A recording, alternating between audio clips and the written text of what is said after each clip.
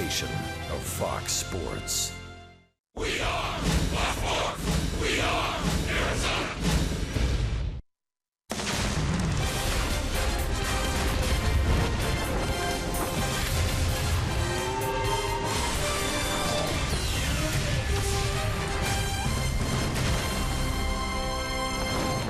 Welcome to Chase Field. It's August in Arizona. Hot outside, nice and comfortable in here, though. It's game 2 of the 3-game series against the New York Mets. Diamondbacks looking for their 5th straight win over the Mets. It's D-backs baseball on Fox Sports Arizona. Good evening from Chase Field. Welcome to the broadcast. Steve Berthume and Bob Brenly along the way. Game 2 of this 3-game set. And a new look for the Diamondbacks tonight. Rookie outfielder Mitch Haniger called up from AAA Reno, Bob, where he had been absolutely killing the baseball. He starts in left field tonight. Yeah, for the first time in a long time, the Diamondbacks will have 3 outfielders that are actually outfielders. How about that? Mitch Haniger was the Diamondbacks minor league player of the month for the month of July. He is a guy that has a tendency to get on the plate. Scored 53 runs in his 64 games for the Reno Aces this year, starting in left field tonight. 119 games between AA Mobile and AAA Reno. He was hitting .325 with 24 homers, an OPS over 1,000, and he's making his major league debut tonight. The pitching matchup, a rematch of the Thursday game at Citi Field. Noah Syndergaard for the Mets and Braden Shipley for the Diamondbacks. Shipley outstanding in that ball game. 7 scoreless innings. He gave up only 3 hits. Yeah, scattered those 3 hits, struck out 7, only 1 walk. Didn't throw as many ground balls as we'd like to see from Braden Shipley, but took advantage of the big dimensions at Citi Field. Had a lot of lazy fly ball outs in that game. So more young guns tonight for the Diamondbacks. The rookie Shipley on the mound. Haniger makes his major league debut. The D-backs and the Mets on Fox Sports Arizona. Arizona Diamondbacks baseball on Fox Sports Arizona is brought to you by CenturyLink. Switch to CenturyLink Prism TV for an advanced TV experience. Learn more at cprismtv.com. By Jack in the Box. Taste the all-new Double Jack Burger today, only at Jack in the Box. And by your Valley Honda dealers, where you get more standard features for less money.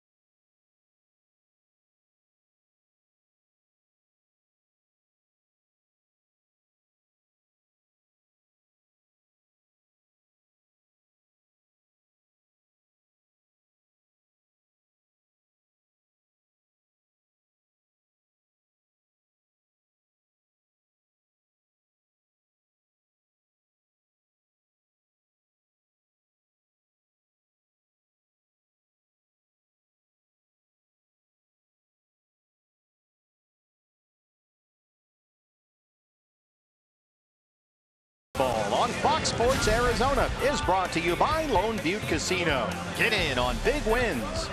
And by Chaz Roberts Air Conditioning and Plumbing. Choose Chaz. It's a Teal Tuesday inside Chase Field. Dollar hot dogs tonight. Braden Shipley on the mound against Thor Noah Syndergaard. And the New York Mets first pitch is coming up next from downtown Phoenix on Fox Sports Arizona.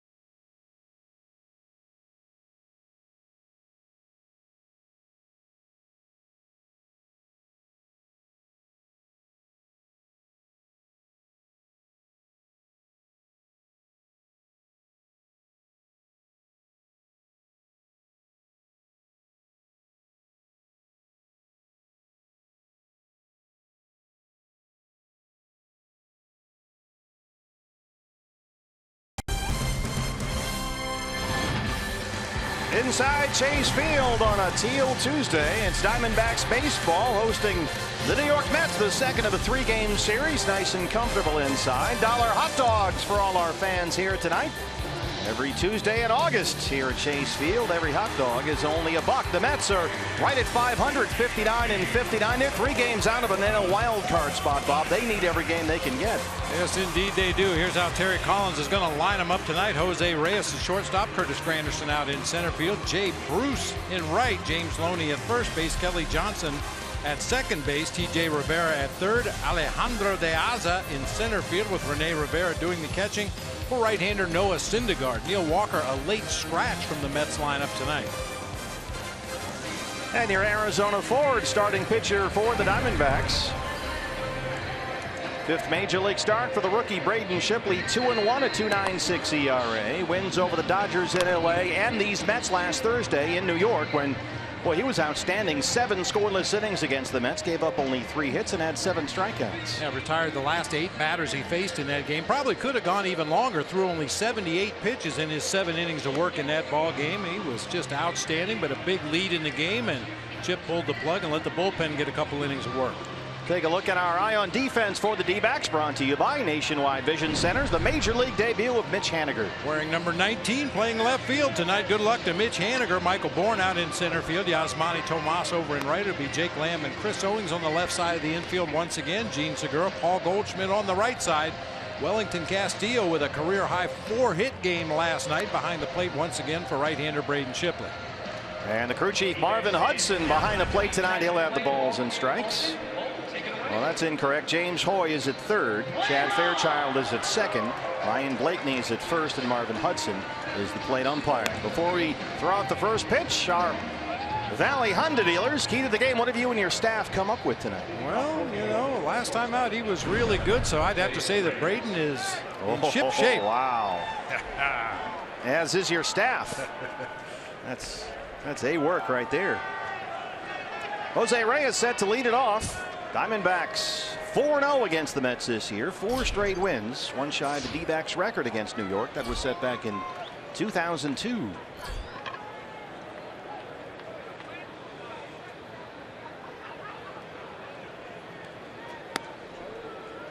First pitch is a strike, and we're underway on a Tuesday night in downtown Phoenix. Reyes 241 and 3 homers. Switch hitter batting left-handed against the rookie Braden Shipley. And Shipley's quickly ahead 0-2. Reyes 2 hits and a walk last night. He drove in 2 runs. He's played in only 19 games this year.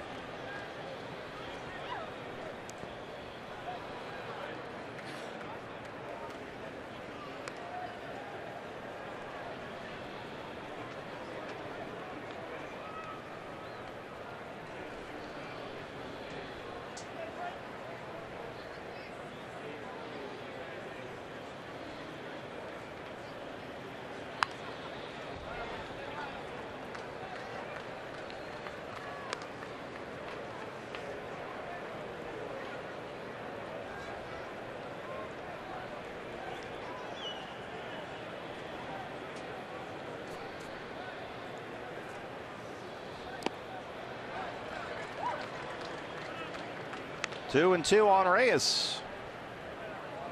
Just activated by the Mets on Saturday. He'd been out with a left oblique strain. And also missed the first 82 games this year on the restricted list. Mitch Haniger, sure enough, first batter of the ball game. The rookie is in the books. Get it out of the way. Get it out of the way early.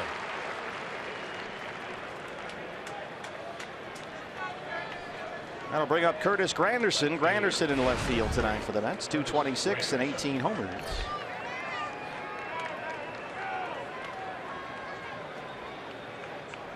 Singled and struck out twice last night. Diamondbacks have the shift on against Granderson.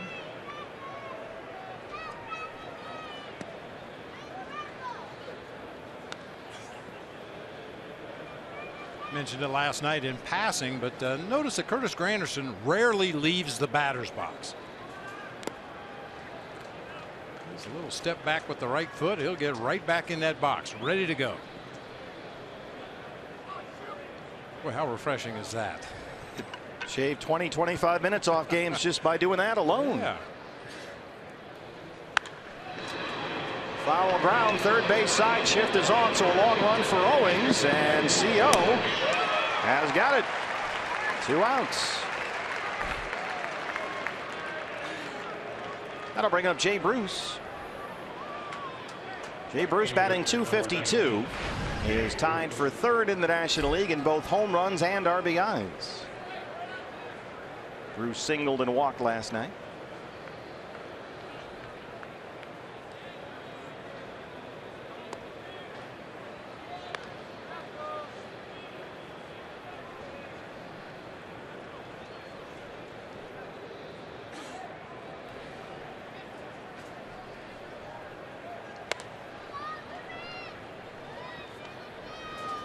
Jay Bruce just 4 for his last 30 up there. He's only hit a .160 in 13 games with New York. A couple of home runs since his trade from Cincinnati on August 1st. Jake Lamb, the third baseman over there, throws it away. Jake made a great diving stop. Would have been better off just eating that one. It's an infield single for Bruce. It's a nice diving stop up the middle of the field. Ball came loose right there. He goes for it with the bare hand. And that off balance throw way offline to Goldie over there. Fortunately, the ball hits the netting and stays on the field of play. Jay Bruce cannot advance. That'll be an infield hit for Bruce.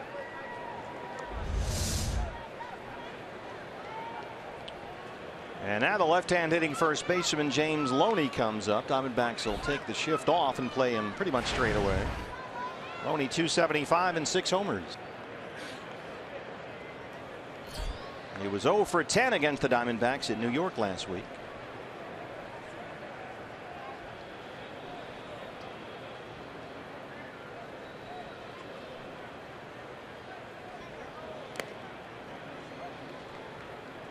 know if you noticed what James Loney did when he got in the batter's box there. He looked around to see where everybody was playing defensively. Sometimes you can get a little bit of an edge by a way a team defends you, at least make better guesses as to what they might throw you depending on where the defense lines up.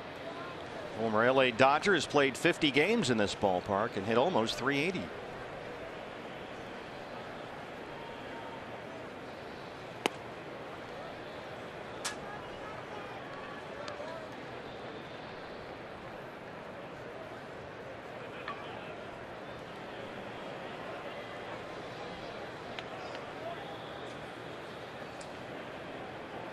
Thirteen pitches for Braden Shipley. So far more balls than strikes.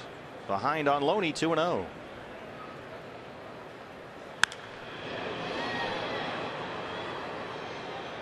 If this is your first time seeing Braden Shipley, you won't be impressed with the radar gun. He's not going to light up the board. He'd throw in the low to mid 90s occasionally. But pitches right around 90, 88, 89, 90, 91. Relies on command and control and movement more than velocity.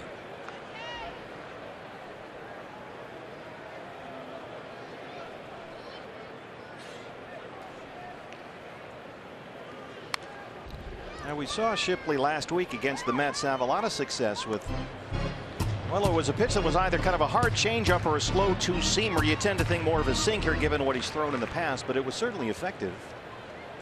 Darting down and away from the left-hand hitters, down and into the righties.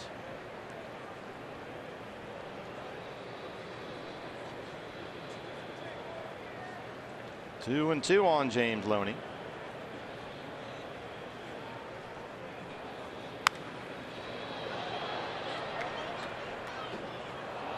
There was that changeup. That's always been Braden Shipley's best pitch. And we've talked about his evolution over the course of his minor league career. When he first came up with Visalian, the low minors, he was a hard fastball guy, 95. Now he's more of a sinker type, as Bob mentioned, low 90s consistently. But he's still got that 95, 96 in his back pocket when he wants to go there. Coming in on Loney this time, and he jammed him. Pop up the very shallow center. Michael Bourne coming in. And he's got it. Diamondbacks coming up against Noah Syndergaard from Chase Field.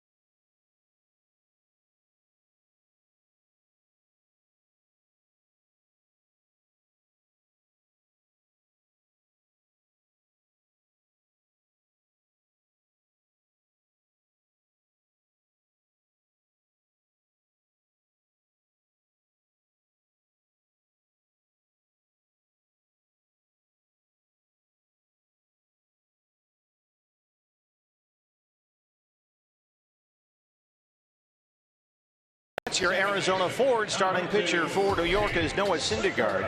He's top 10 in the major leagues in both strikeouts and ERA and All-Star this year, but things have gone a little south for him the last couple of months. He's won just once in his last 8 starts. Yeah, slider command has really deserted him over his last number of starts. Still has big-time velocity. According to Fangraphs, the fastest fastball, fastest changeup, and fastest slider in the National League. Gene Segura leads the National League with 38 first-inning hits this year. Leads it off for the Diamondbacks. 97 right out of the gate, and it's 0-1. Segura 309 and 10 homers. Doubled and had an RBI last night. His 45th of the year.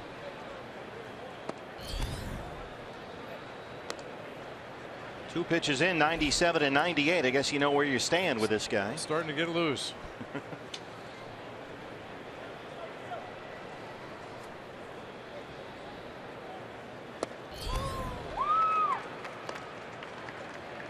Segura begins the day in a three-way tie for the National League lead in hits with Daniel Murphy, the former Met, and the Marlins' Martin Prado.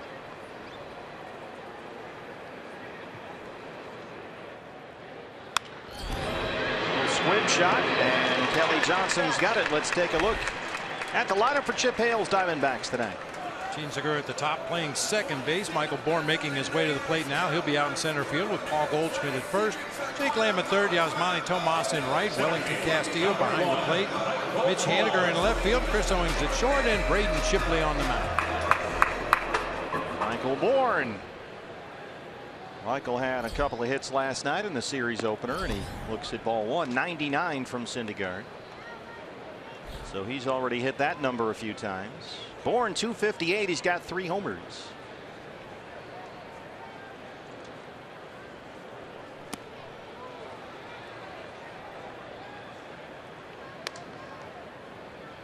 Interesting when a guy can throw a 91-mile-an-hour changeup, but that's the reality with Noah Syndergaard.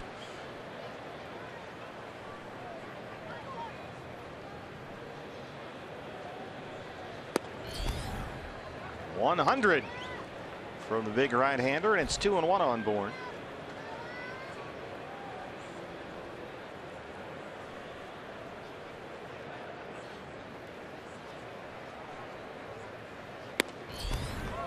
'99 is in there, and it's 2-2. Syndergaard, despite all this velocity, beaten by the Diamondbacks last Thursday afternoon at Citi Field. Gave up 3 runs, 8 hits in 5 innings. He had 6 strikeouts. That was a 9-0 Diamondbacks win as they completed a 3-game sweep. He did not go. And the count is full on Bourne, 3-2. Yeah, it's been quite a drastic turnaround for the man they call Thor. His first 13 starts this year, he had an ERA of 191. Opponents were hitting only 223 against Syndergaard. Over his last 9, the ERA has jumped up to 420, and opponents are hitting 307.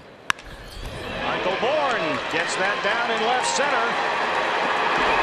Piazza over to cut it off, and Michael Bourne pulls in at second with his 12th double.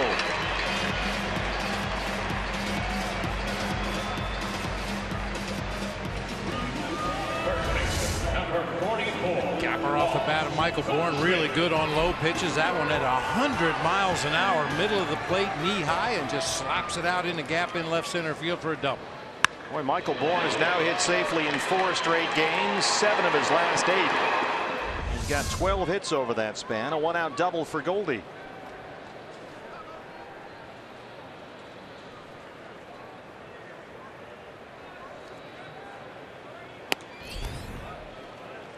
.99 miles an hour is ball 1. Paul Goldschmidt 299, 18 home runs.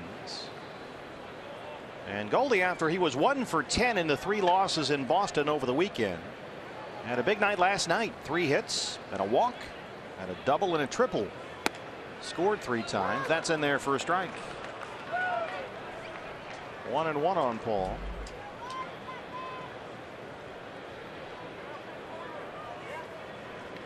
D-backs last night able to get 3 in the first inning against Bartolo Colon, and they have a threat going again in the first here tonight.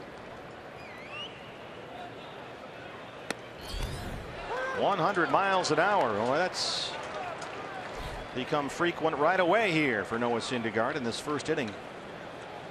He's been basically between 97 and 100 with every pitch, and it's 1-2.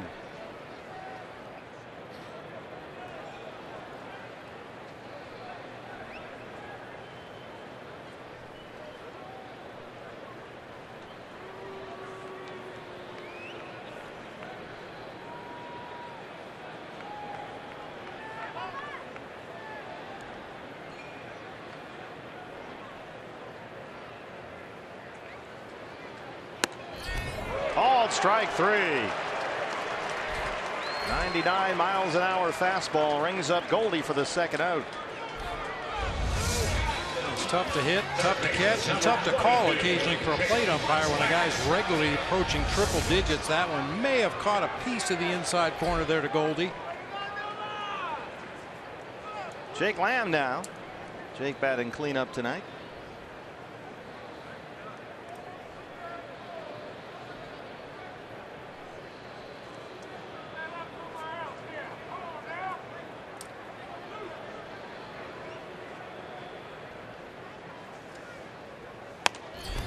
Quite a turnaround last night for the Diamondbacks with runners in scoring position. Those 3 games at Fenway Park in Boston, they were 4 for 20 in those 3 games. Last night they were 8 for 21 with runners in scoring position.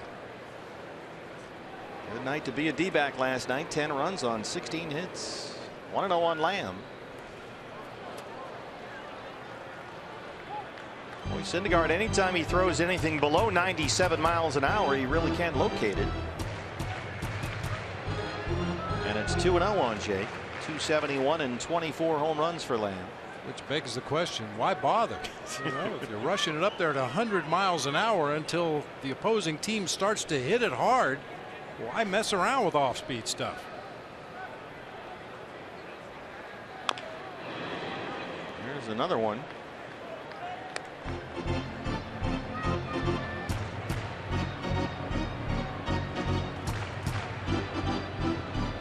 Syndergaard, as we mentioned last week, has been pitching with a small bone spur in the back of his right elbow.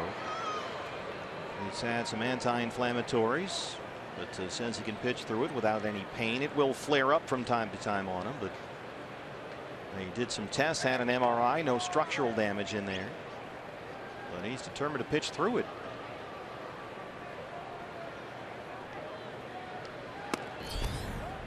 Another 100-mile-an-hour fastball. That one missed it. It's 3-1. If you missed the game at Citi Field when Syndergaard pitched against Shipley and the Diamondbacks, Diamondbacks tried to turn it into a track meet. Every time they got a runner on base, they put pressure on the Mets defense. They had 4 stolen bases against Syndergaard in that ball game and had a number of other runners that were on the move when the ball was put in play. Opposing teams have stolen 36 bases against Noah Syndergaard in 40 attempts this year, so you can run wild on him. Nothing yet from Michael Bourne after his 1-out double, a 3-1 count on Lamb. He walked him. Our eye on defense for the Mets, brought to you by Nationwide Vision Center. And the outfield will be Granderson in left, De Aza in center, Bruce over in right field. It'll be Rivera, Reyes, Johnson, and Loney third to first across the infield tonight. Another Rivera, Rene Rivera, behind the plate for right-hander Noah Syndergaard. Yasmani Tomas, 2 on and 2 outs. 265 now with 22 home runs. And that OPS just about 100 points higher than it was a year ago. A 2-run home run last night. He's got 9 homers in his last 17 games. Bourne the runner at second, Lamb at first, 2 outs. Oh, the Diamondback runners go. Rivera throws to third, and Bourne is in there. Well, as we said, you can run wild on Noah Syndergaard, and it's a double steal in the first inning. Rivera actually held up his right hand and indicated to Syndergaard he wanted him to step off the back of the rubber right there. Thought the Diamondbacks were getting too much of a lead, especially at second base with Michael Bourne, but Syndergaard went ahead and delivered the ball home, a double steal. 12 stolen base for Bourne. That's number 5 for Lamb. Now a single can score 2. 1-0 on Tomas.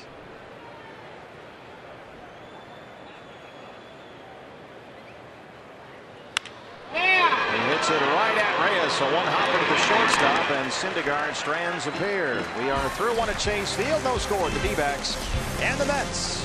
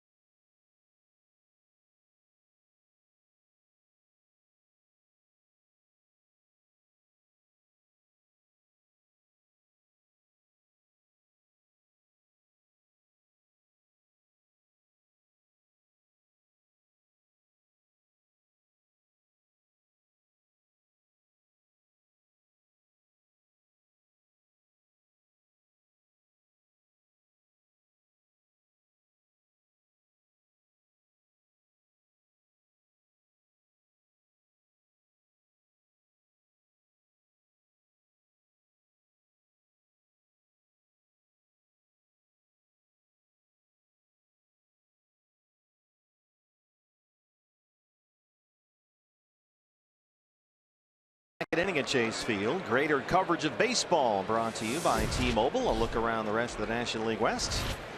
The Padres, they're taking it from the Tampa Bay Rays here, 13-1 at the Trop in St. Pete. 13-4. The Dodgers are at Philadelphia. Chase Utley's return to Philly. He hit a home run in that ball game and got a curtain call.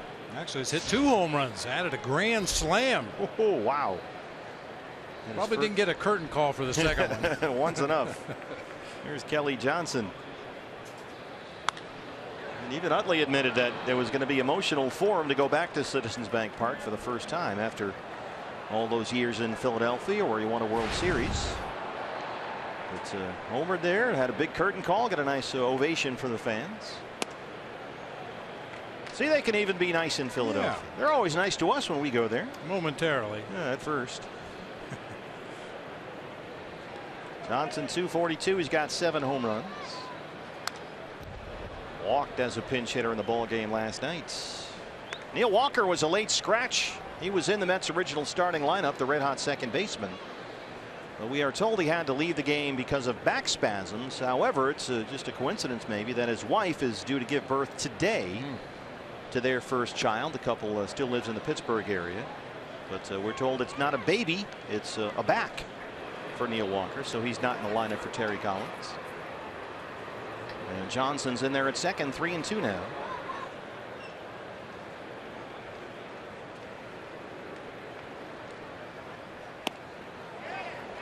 A leadoff walk.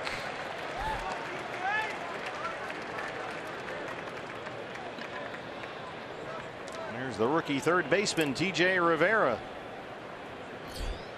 Third baseman number 54. T.J. Rivera. 4 hits and 18 at bats in the big leagues for the 27-year-old rookie. 0 for 4 last night. He did have an RBI.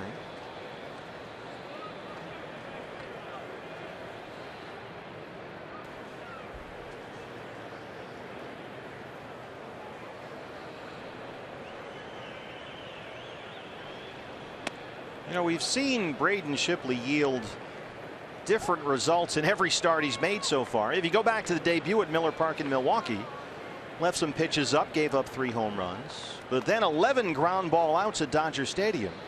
6 scoreless innings, got his first major league win. Then he walked 6 Brewers here at Chase Field. That was 2 starts ago. But then last week in New York against these Mets, he walked only 1 and was a strikeout pitcher. 7 strikeouts in 7 innings. So if you're looking for a Braden Shipley identity yet for Mike Butcher, you haven't quite found it. He's got a little bit of everything. I think ideally it'll be that guy that pitched against the Dodgers and a little bit of the guy that pitched against the Mets last time out. Keep the ball on the ground and get the strikeouts when you need them. The bottom line is just get him out. Well, he's walked Johnson. He's behind on Rivera, 2-0. And through 25 pitches has thrown more balls than strikes. There's a line at Citi Field Thursday afternoon. That's a base hit into left. A walk and a single open up the Mets second.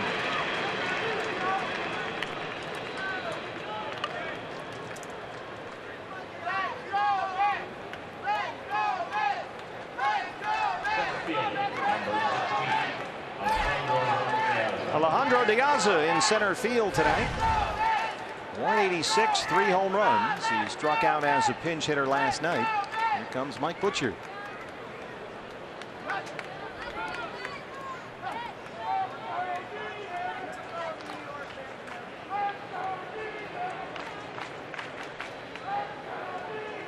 Only once in his start at Citi Field did Braden Shipley have 2 Met base runners on in the same inning, and that was the 5th. He walked the leadoff man Kelly Johnson in that 5th inning.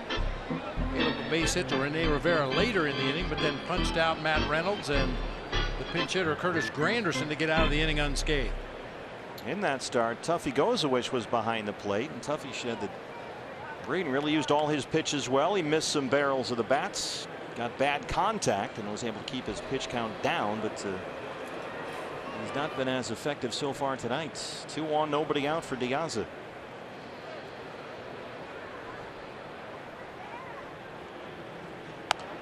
Squares to bunt, pulls back and takes ball 1. Alejandro Diaz not hitting much of anything lately. He is 3 for 34 this month.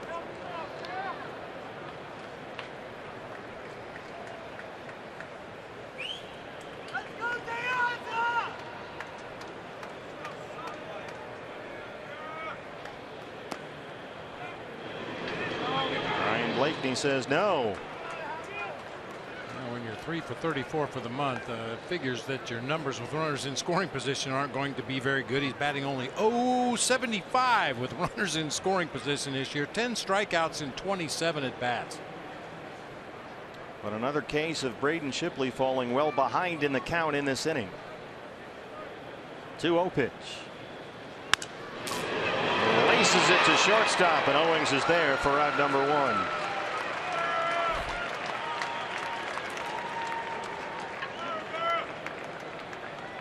The catcher, Rene Rivera. Catcher, number 44, Rene Rivera. The former Padre back up now with the Mets this year. 214. He's got 4 home runs, only 37 games.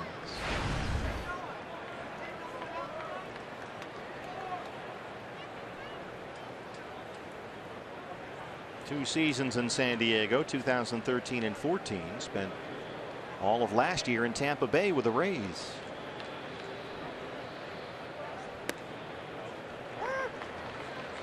And Rene Rivera is your prototypical backup catcher. Big, strong guy. Emphasis on receiving pitches. He's a real good framer of borderline pitches. He throws pretty good and will stumble into the occasional home run. Big time power when he makes solid contact.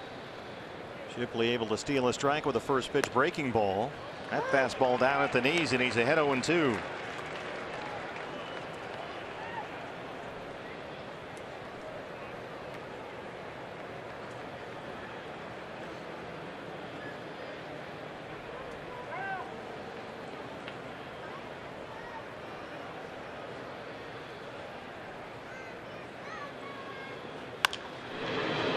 Chopper up the middle. Can they turn 2? No. Segura double clutch, but he gets it. Goldie with a nice backhand scoop. Gene couldn't quite fire that one, but they're able to get the double play and get out of the inning. No score. Chase.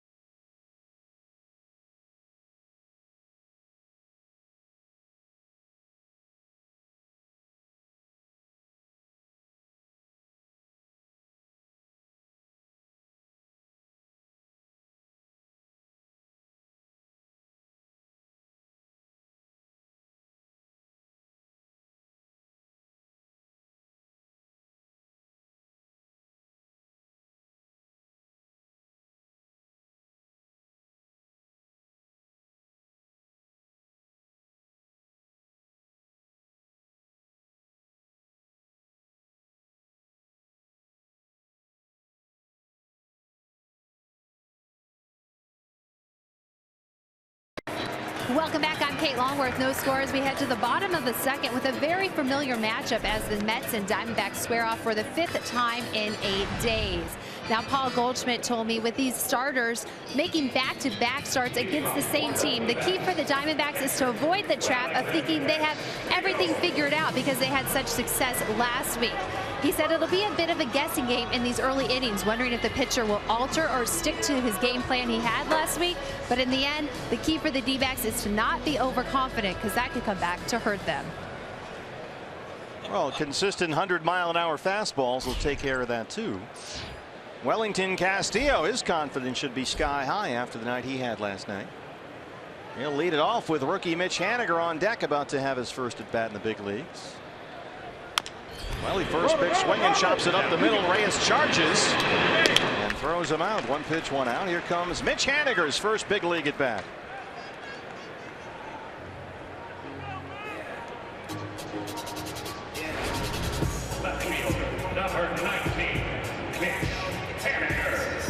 Major league debut for the 25-year-old Mitch Haniger, called up today from AAA Reno, where he was among the hottest hitters in all of minor league baseball, just crushing the ball for Phil Nevin and the Aces.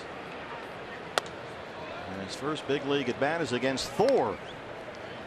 Haniger was the D-backs minor league player of the month for July. Socrates Brito optioned to Reno to make room for Mitch, who was in left field today. 1-1. Mitch Haniger was born in Mountain View, California, went to Cal Poly San Luis Obispo. Mountain View, California, where Shoreline Amphitheater, one of the great outdoor music venues in the country. Is that in the scouting report? I think so. Should be. 1-2. Haniger was a first-round pick by the Brewers in the 2012 draft, the 38th overall selection. Diamondbacks acquired Haniger along with promising pitcher Anthony Banda from Milwaukee in the Gerardo Parra deal a couple of years ago.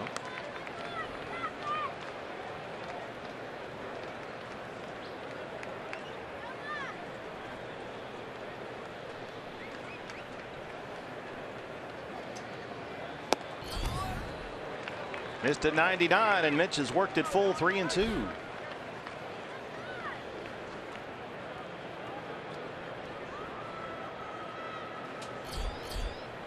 Chris Owings on deck.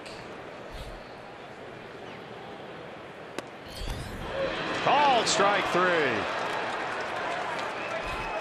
Marvin Hudson rings him up. Second strikeout for Syndergaard. It looked like that one might have caught the knees right there, outer third of the plate. I mentioned Rivera really does a nice job of making those borderline pitches look a little better than they really are. Chris Owings, 281, 2 homers, another multi-hit game for CO last night. He singled, double, drove in 2 runs. Bumps it a shortstop for Reyes. 3 up, 3 down for Syndergaard. No score after 2 innings.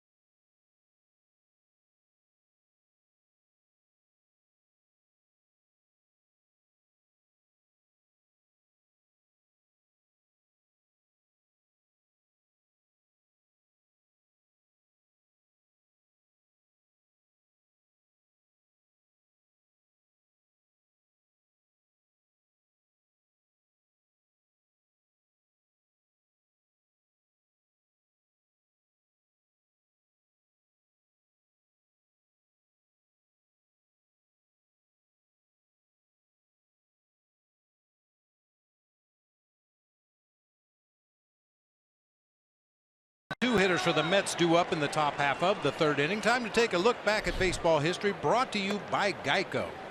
No catchers, no managers today. Wow. We go back to an outfielder, Curt Flood.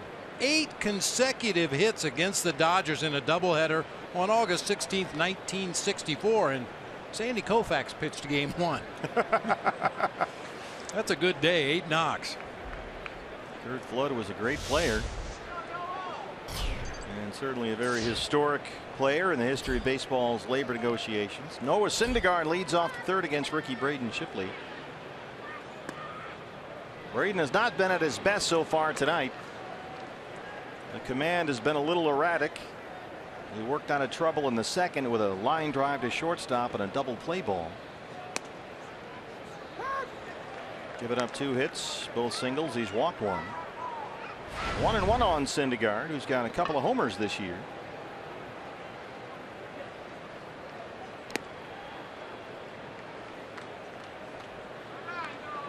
Another important milestone on this day. Back in 1954, the very first issue of Sports Illustrated. Eddie Matthews on the cover. Goldie. A high hop right at him, a perfect strike to Shipley, and somehow every single issue has ended up in Todd Walsh's garage. I was just thinking the same thing. Next to the giant ball of string. Yeah, Eddie Matthews was at bat. Giants catcher Wes Westrom was behind the plate, and Augie Donatelli was calling balls and strikes. Picture when the Milwaukee Braves played at Old County Stadium. Reyes flying out to left his first time up. We even got Sports Illustrated at my middle school library because I asked the librarian, you know, once the new one comes out, can I have the old one? Take them home, look at those pictures, cut them out, stick them up on the bulletin board. Did you get them? Yeah. Oh, okay. Absolutely. Yeah, you used to put the covers up on the wall of your room.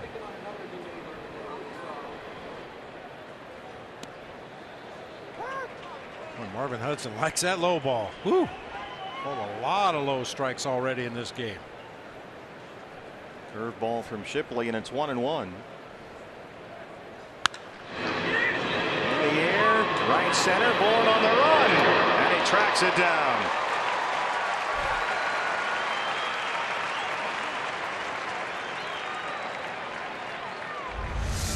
Oh, Michael had to go hard after that one. Kind of froze in his tracks out there in center field as Reyes took a big swing at that ball. Little floater hit the shallow right center. Michael had to make up a lot of ground in a short period of time.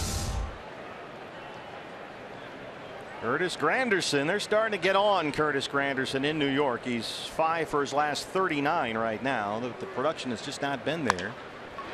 And people are looking for scapegoats. Jake Lamb with the shift on throws him out. So 5-3 putout from second base. A 1-2-3 third for Braden Shipley. No score. Mets and D-backs.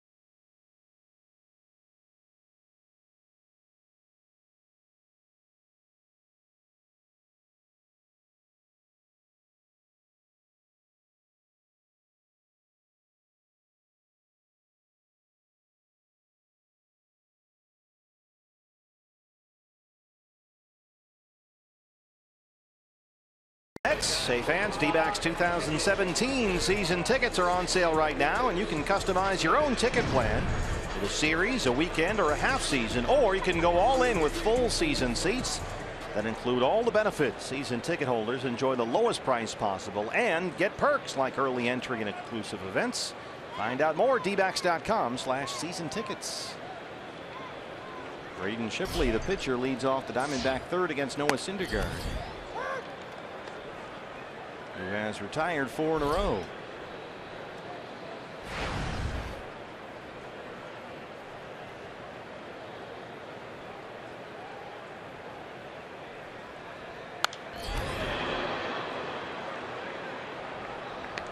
Shipley struck out and singled against Syndergaard at Citi Field and then stole second base after his single. I remember the head first slide. Ooh. So far, Diamondbacks have stolen 2 bases against Syndergaard, a double steal in the first. Bourne and Lamb. He strikes him out, his third punch out tonight, 1 down.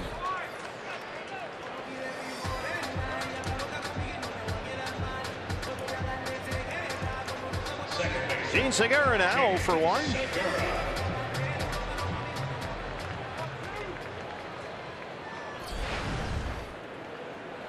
Lined out to second in the first inning.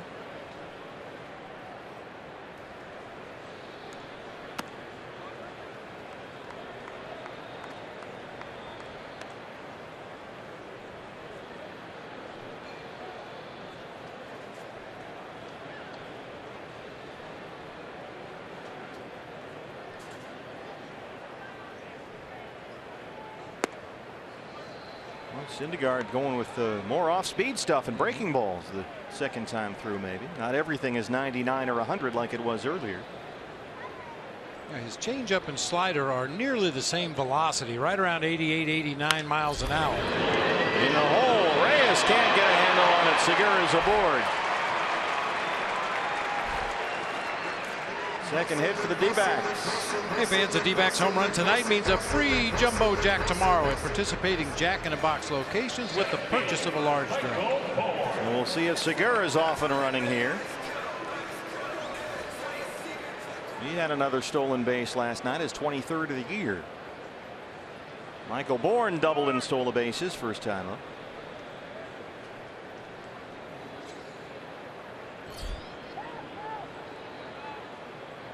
Opposing teams coming into tonight 51 for 56 against Noah Syndergaard in terms of stolen bases for his career. Ooh. 36 for 40 this year. What is it about what he's doing out there? He doesn't seem to have a necessarily involved or complex delivery. He throws hard, we know that. He's just a little slow unwinding, and apparently for base runners it's very easy to read the difference between his pickoff move and his delivery to home plate. That's how they get such a big jump against him.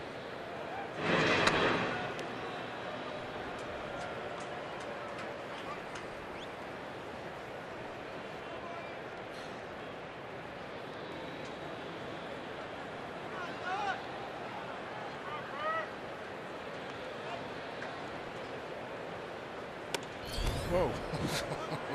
Where was that one? Syndergaard really trying to speed up his delivery there with the speedy Gene Segura on at first base and nearly threw that one to the backstop. That's what speed will do. Changes everything.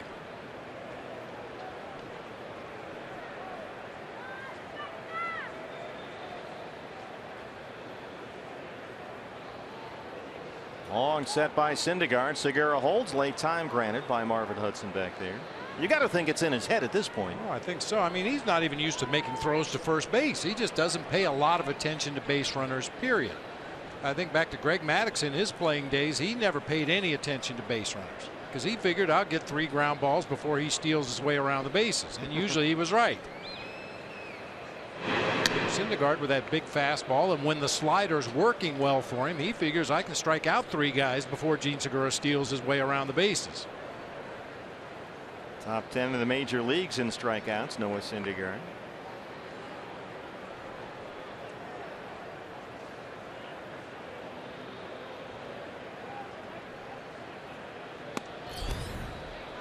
1-1. Syndergaard has lost his last 2 starts, beaten by the Tigers and then by the Diamondbacks.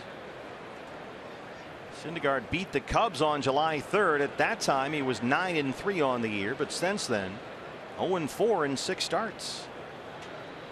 A lot of that has been poor run support with so many key Mets hitters injured. Segura holds again. Bourne swings through a 98-mile-an-hour fastball, and it's 1-2. I love Michael Bourne. He doesn't hide his emotions. He's upset with himself for swinging a pitch that was probably up out of the strike zone right there. Put his hand on top of his helmet like he's giving himself a headache.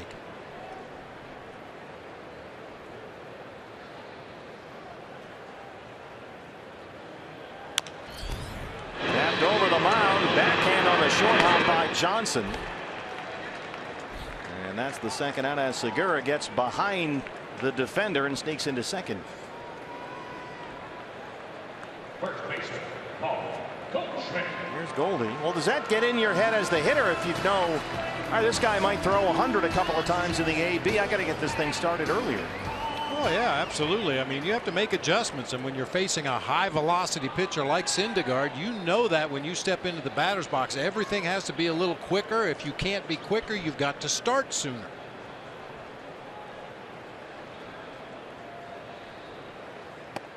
Is that what they call cheating on the fastball? Cheating to get to the fastball, yeah.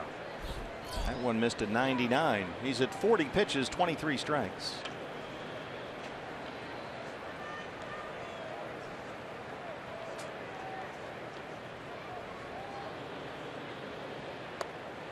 Buckled Goldie that time, 1-1. I said that about Charlie Hayes one time back in the day when Charlie was playing for the Yankees, and he took offense to it. He says, I never cheat. I said, no, I'm not saying you're cheating. I'm just using it as a term to get your bat started a little quicker against a high velocity pitcher. Oh, okay. I do that. No more talking behind my neck. No more talking behind my neck. 2-1.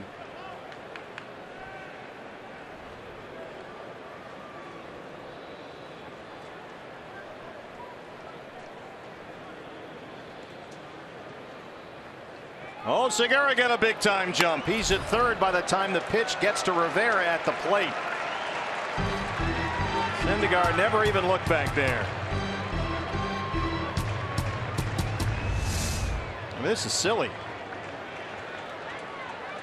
Well, that's something that they've garnered looking at videotape and advance reports. Syndergaard, you know, with the runner at second, he only looks back there one time, or he looks back twice, whatever the case may be. No swing. Goldie will head down to first base, and track meet will start all over again. Second walk issued by Syndergaard. Here comes Jake Lamb then. Guys can fall into bad habits out there on the mound without even realizing they're doing it. Jake walked and stole a base his first time up. They're on the corners with 2 outs and a scoreless third. How about this? Last 2 starts, and we're only less than 3 innings into the second one. The Diamondbacks have stolen 7 bases on Noah Syndergaard.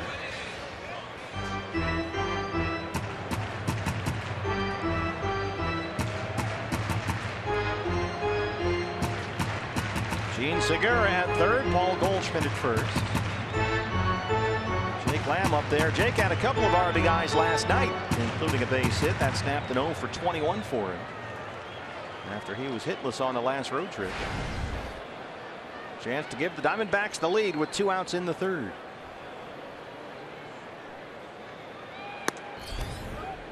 .100 miles an hour is ball 1.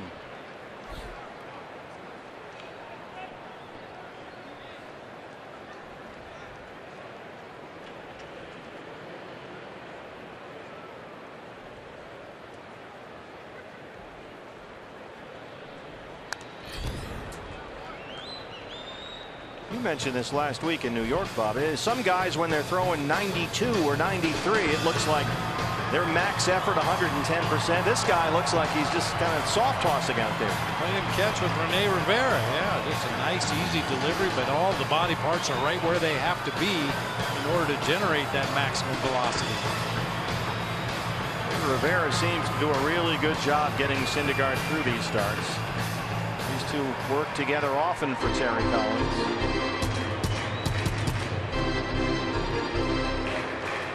Of course, the Padres pitchers, when Rivera was in San Diego, raved about throwing to Rene Rivera. Guys like Andrew Kashner.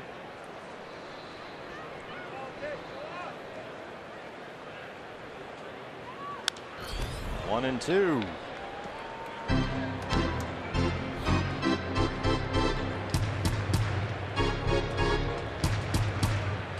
Trying to get Jake going again. He has struggled since right after the All-Star break, which is when that left hand and thumb bruise flared up. He is hitting less than 160 in his last 22 games.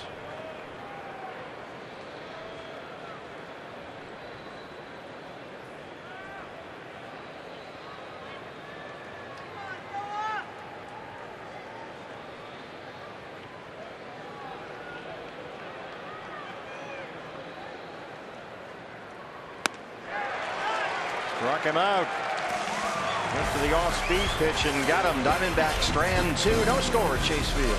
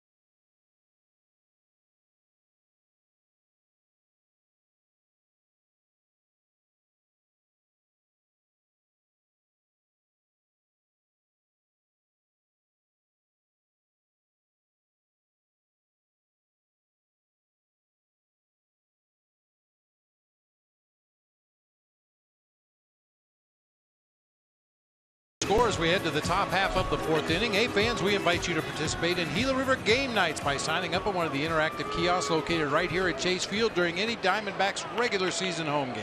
Well, that match game is a big hit, and our staff here at Chase Field did a tremendous job with the match game tonight. They were Seinfeld characters behind the cards, and of course one of them was Keith Hernandez. Keith working the SNY TV along with Gary Cohen just to our left here. Jay Bruce leads off the fourth against Braden Shipley, and the shift is on. There's strike one. Shipley has retired 5 in a row.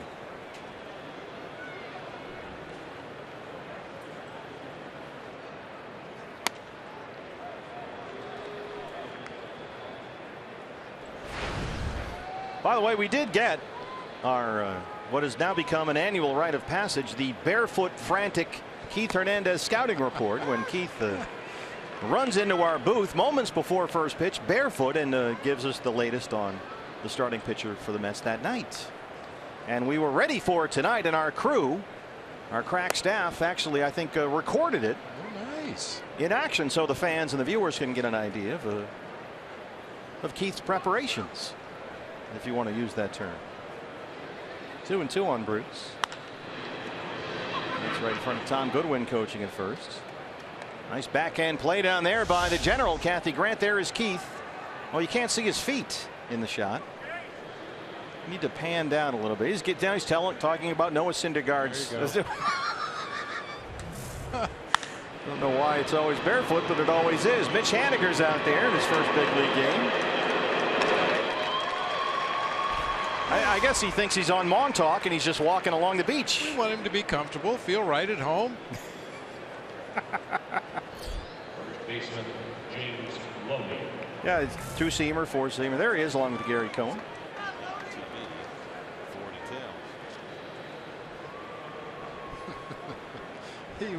He was on quite a rant earlier today about expansion. Baseball with the idea of adding a couple more teams to the mix. And he didn't like it, huh? He doesn't think there's enough good players for 30 teams. I'd like to see baseball go back to Montreal, but he might have a point. James Loney now.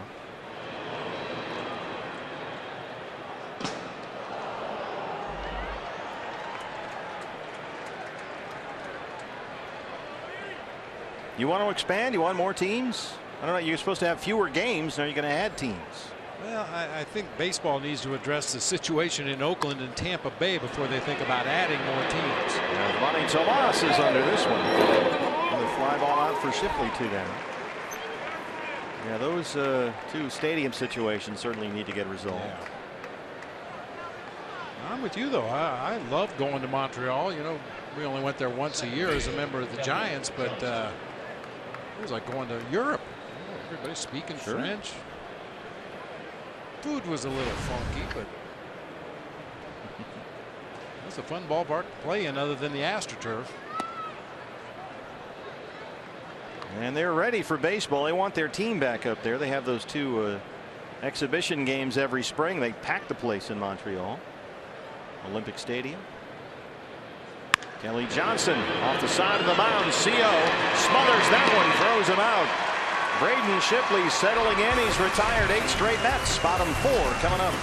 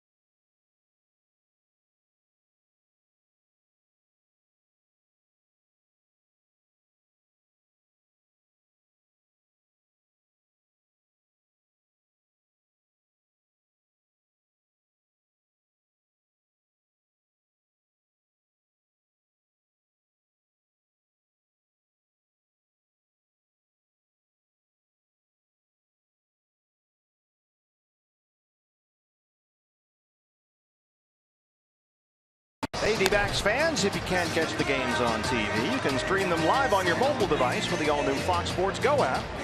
Download the app and take Fox Sports Arizona and Diamondbacks baseball with you wherever you go. As Manny Tomas will lead off the 4th inning. A lot of Met fans with us tonight.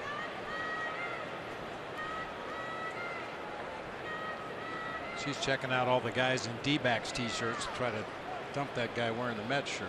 Good call. Tomas grounded out his first time up.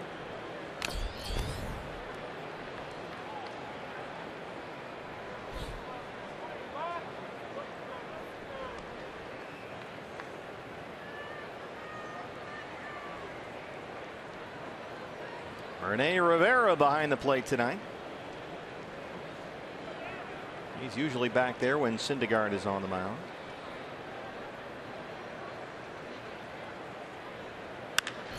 Tomas sends another one toward the left field corner. And that ball is gone. He's done it again. El Tanque as Manny Tomas. That's 10 home runs in 18 games. His 23rd of the year.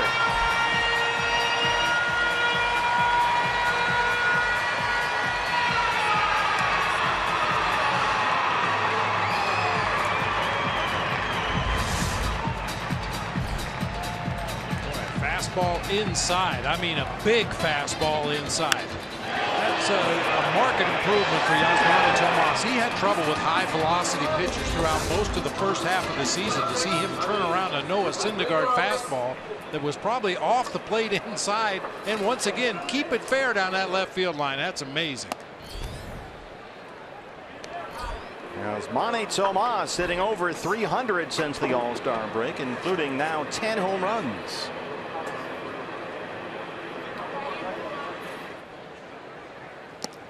Two-0 on Wellington Castillo with the rookie Mitch Haniger on deck. Mitch has got a whole bunch of friends and family here with us tonight watching his big league debut.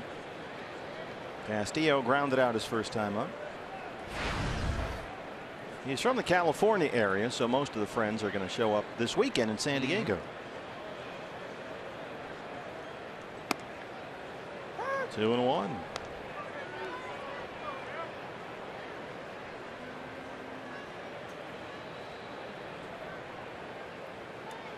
Well, they have really worked with Yasmani Tomas and keeping his hands inside and generating power. And when he does that, as we just saw, he can pretty much take anything out of any ballpark. Easy power. Well, we've talked about it repeatedly, his ability to keep it fair. Well, a lot of times you turn on that inside fastball, it's just going to be a hooking foul line drive down the third baseline.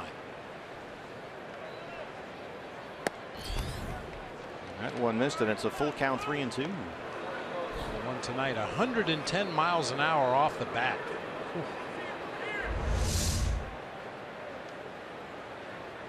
Boy, that's a good pitch right there, Noah Syndergaard. Marvin Hudson wasn't biting. But he strikes him out on the 3-2 pitch, and that'll bring up the rookie Mitch Haniger for his second major league at bat. He was rung up on a very close 3-2 pitch in his first at bat, and his mom Judy was watching from the Chase Field seats, and it's a called strike 3. Ah! They're from Santa Clara. Judy and Walt Haniger watching Mitch make his major league debut. 25-year-old outfielder.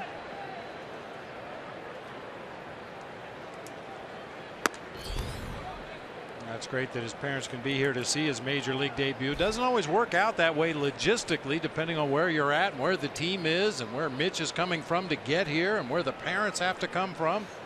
Well, they had to come from Santa Clara. They didn't find out until about 7 o'clock last night, Judy and Walt. This is on the ground to Kelly Johnson at second. So they had to get the first flight out this morning from San Jose. And everybody's going to join them at Petco Park in San Diego. We're going to play 4 games there starting on Thursday. So Haniger 0 for 2 in his major league debut. Here's Chris Owens. Theo grounded out his first time up.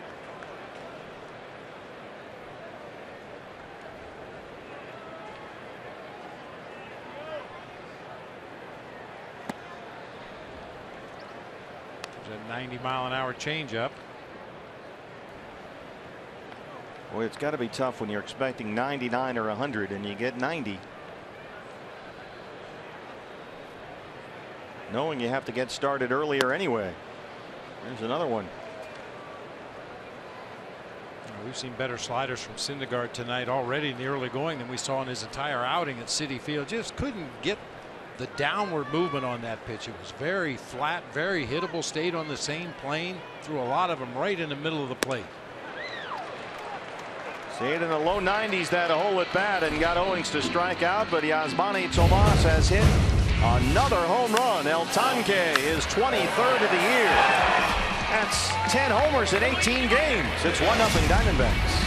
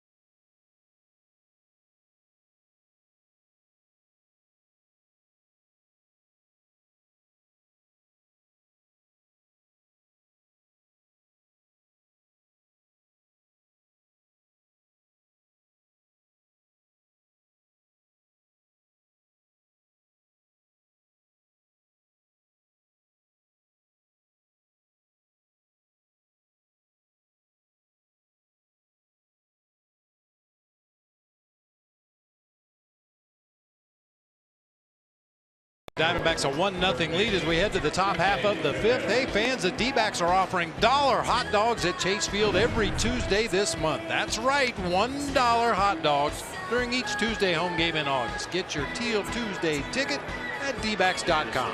And so fans enjoying that tonight on this Teal Tuesday. Got another one coming up a week from tonight when Diamondbacks host the Atlanta Braves. That's a 4-game series. By the way, the Braves announced today that Dansby Swanson will be called up to the major leagues.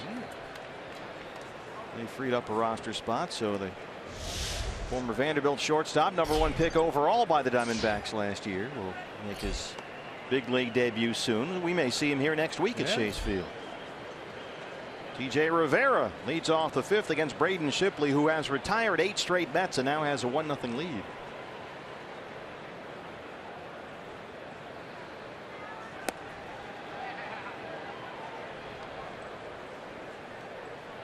Rivera singled into left field in his first at bat. Just his 5th hit in the big leagues. 27-year-old rookie. 0 for 4 last night.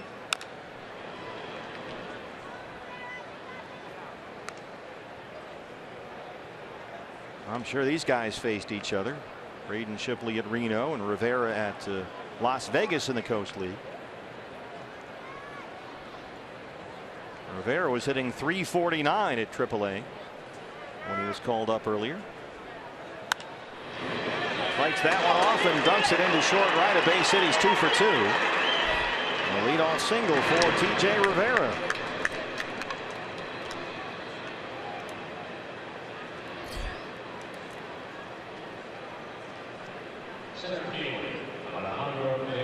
Alejandro De Aza, the center fielder tonight. Lined out to shortstop in his first at bat.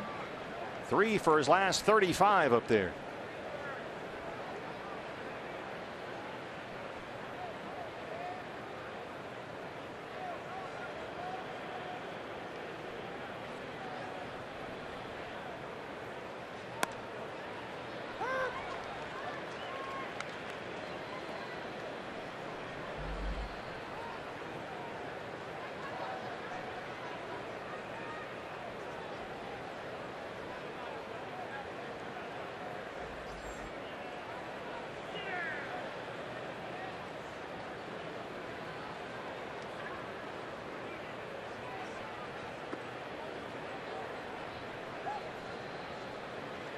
A lot of runs scored all over the majors today. The Rays beat up on the Padres in St. Pete 15-1.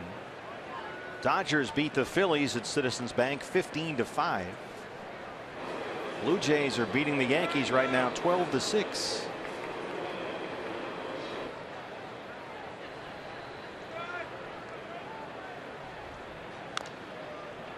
One and 2 on De Aza. So the Dodgers are winners in Philadelphia today. Rockies are in a rain delay at Coors Field. Wow, what a surprise. 2-2. They're tied up with the Nationals. 2-2 the score in San Francisco as well. The Pirates and the Giants. Jeff Samardzija on the mound. They're in the 2nd inning.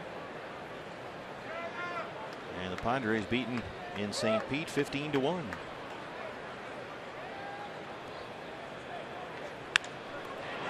That's down the left field line, and it drops in fair and rolls to the corner. Rivera's on the run. Tim Tuffle going to stop him at third, and De Aza has a double.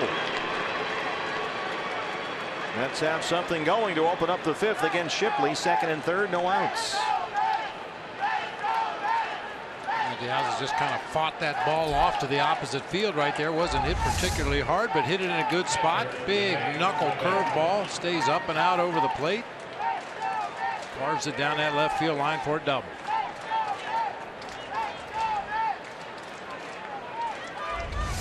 Well, how do you play this in a 1-0 ball game?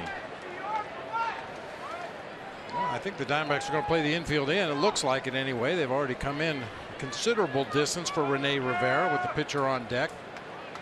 If you're in the middle of the lineup, you probably play back for an out right here. Concede 1 run to get an out and try to avoid the big inning. But with the pitcher on deck and the #8 hitter Rivera at the plate, now the Diamondbacks are going to back up. They are going to concede a run if the balls hit up the middle of the field.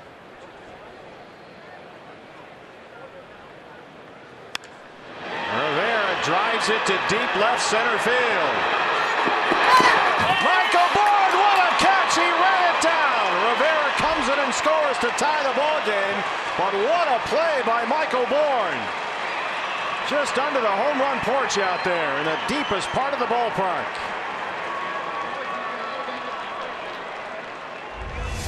I don't think he had any chance to catch up to that ball.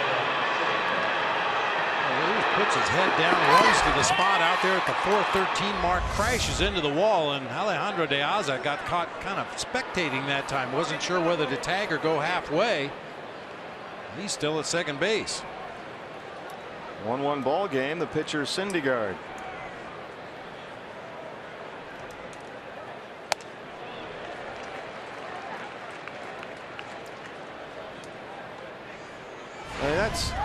I mean, he's been in the big leagues 9 years. That's unforgivable. It's not like if Bourne doesn't catch it, he won't score from second. That's terrible base running.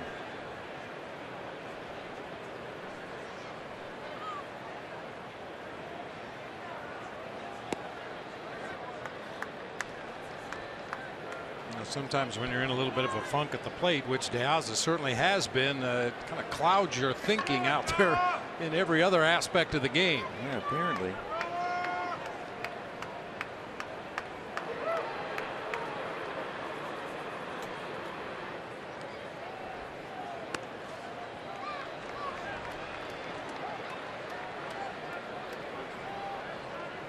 Braden Shipley had retired 8 straight before the start of this inning. But a single by Rivera, the double by De Aza, the long fly ball up by Rivera. Now he's behind on the pitcher, 2-1.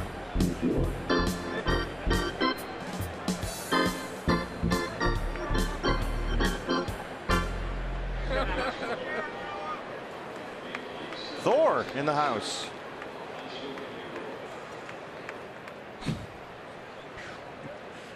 He lost his hammer.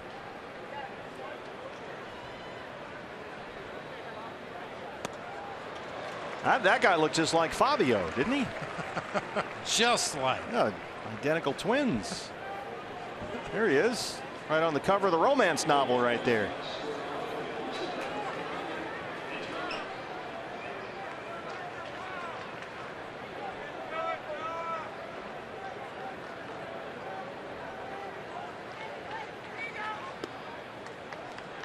Full count to the pitcher, 3-2.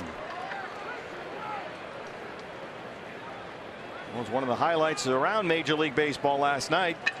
The walk drawn by Bartolo Colon against Robbie Ray in the 4th inning last night. First walk of Colon's career. Syndergaard hits one high and deep, and that one's going to get way out of here. Noah Syndergaard, a 2-run homer, and it's 3-1 New York.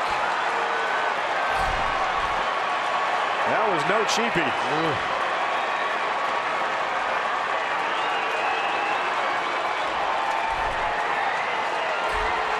Third home run of the season for Syndergaard. Thor dropped the hammer on that one. Boy, that was a no doubter. Not only did it go a long way, it was way up in the air.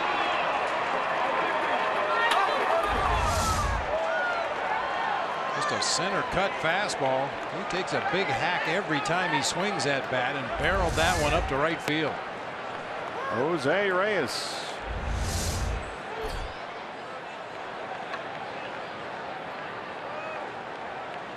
Been a rough 5th for Braden Shipley.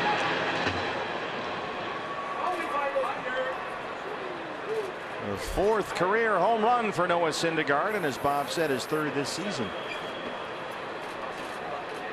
We've mentioned the struggles of Syndergaard's hit speed, just a tick under 104 miles an hour. We mentioned his struggles recently on the mound. A lot of that is because he's got very little run support. Over his last 6 starts, only 2.2 runs of support. So I guess he figures if I hit some home runs, maybe I got a better chance to win.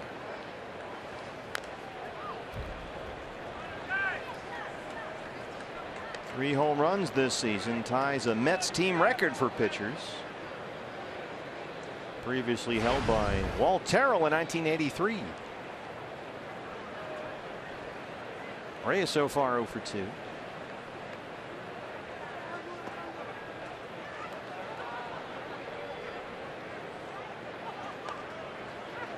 415 feet on the Syndergaard home run. Not only the distance, but as I mentioned, he hit that ball a mile in the air. That was a high, majestic home run. And now he's gone full on Reyes.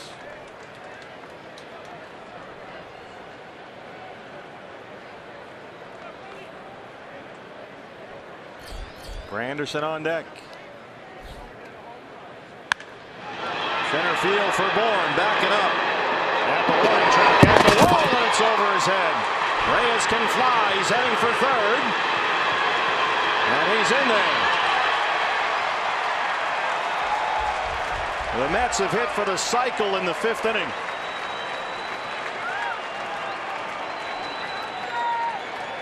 They hit for the cycle in a span of 5 batters. Boy, had it not been for the Michael Bourne running catch out there at the 4:13 mark, this inning could be a lot worse. They are really hitting Shipley hard in this inning. He's still only got 1 out. Here's Mike Butcher as Curtis Granderson steps up. Rivera, the rookie, led it off with a single. De Aza had a squib double that he dropped down the left field line. Second and third, nobody out. Rivera hit one to the 4:13 mark in left center that Bourne ran down to tie the ball game on a sac fly. And the Syndergaard homer, and now the Reyes triple.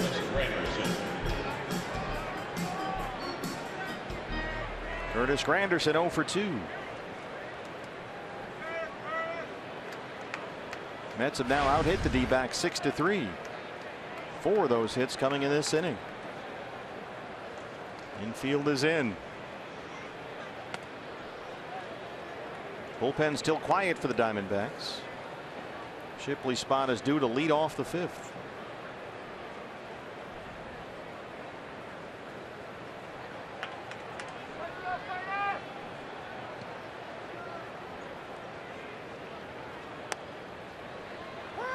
One and one on Granderson, who is just 5 for his last 40 up there. So far tonight he has popped up and grounded out 0 for 2. In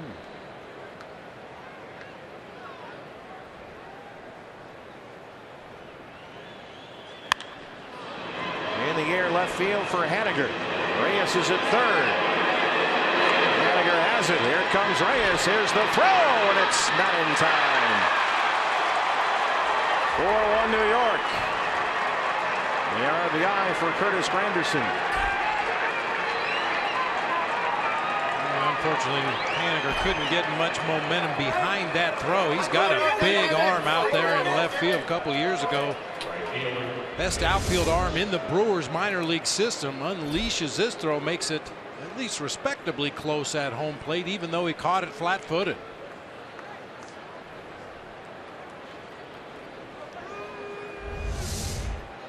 So the only outs so far for New York in this 5th inning have produced runs, couple of sacrifice flies. 4-1 ball game. Here's Jay Bruce. That's in the seats, and it's 0-1. Chip Hale said before the ball game today they're in a little trouble with their bullpen back there. Those guys have worked a lot. Remember how many pitchers they had to use Sunday in Boston. And they used a whole bunch last night. Hudson, Hathaway, Delgado, Burgos, Escobar. And Patrick Corbin is back there, and he's back there to give them some length. He's been battling a back problem lately. So they need innings. They need some length out of Braden Shipley here tonight.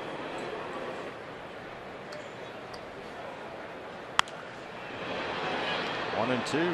Well, and if they don't get that length, don't be surprised to see Patrick Corbin be the first guy out of the bullpen. The Mets lineup is loaded with left-handed hitters.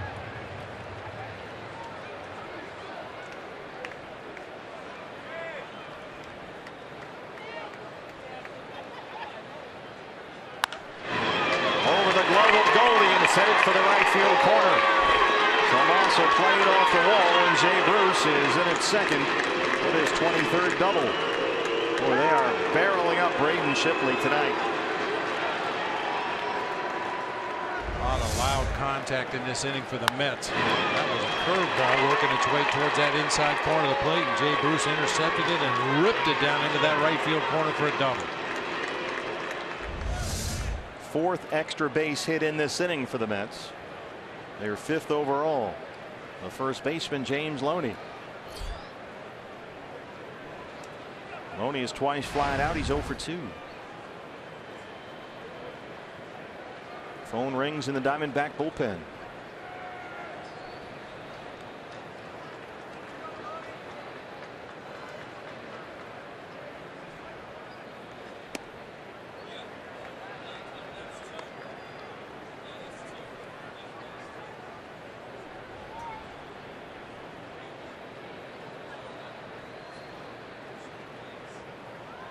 .80 pitches for Braden Shipley, 47 strikes.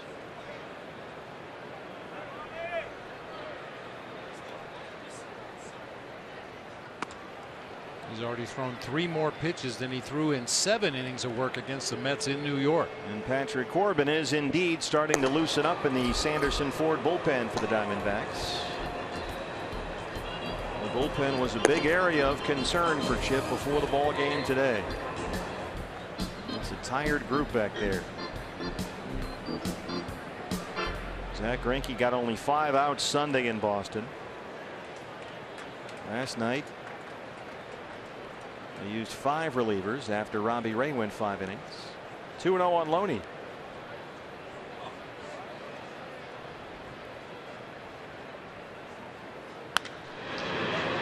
Segura. A 4-run New York 5th. Mets lead at 4-1.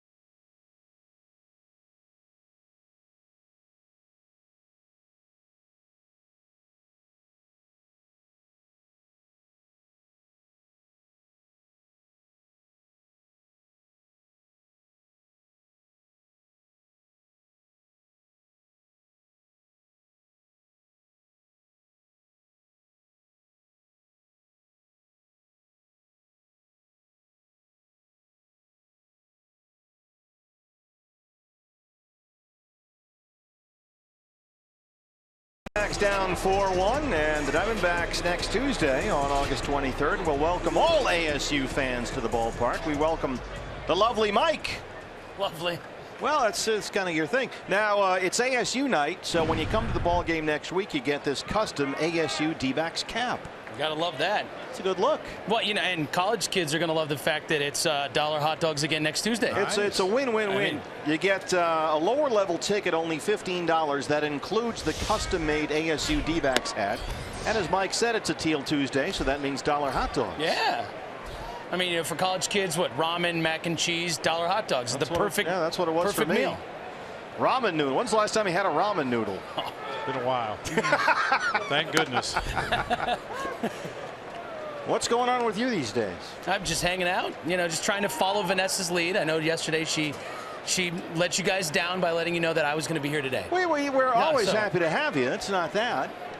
Well, I always think when you say lovely that I should be standing here with Vanessa. Well, first it was the lovely Vanessa. Then when you and Vanessa both come in, I can't say the lovely Vanessa and Mike. I mean, you could. Well, I would understand. I'd be okay with that. No. You're a good-looking guy. Come on. Especially in that hat. Thank you. Especially look great in that hat. So. And the Teal Tuesday. This is my favorite polo. Love this thing. So that's coming up next Tuesday, August 23rd, ASU night. Lower level ticket, only $15. Get the custom ASU D-backs cap. Oh yeah. And that's at dbacks.com/ASU for the tickets. There it is.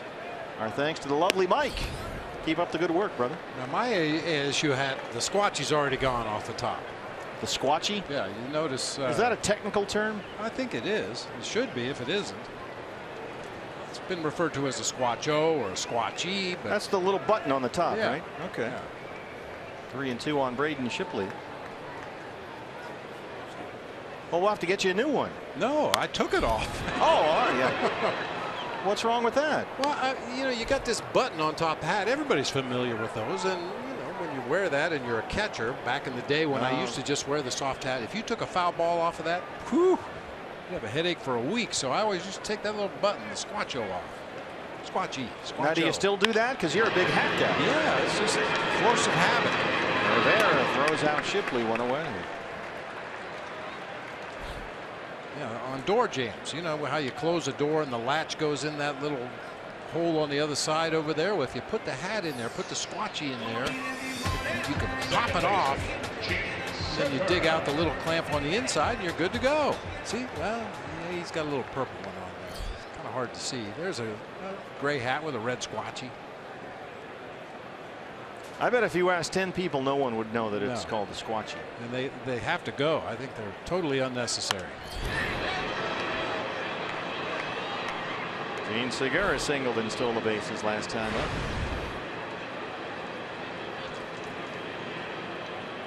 So next Tuesday be a great night to come out to the ballpark, fans.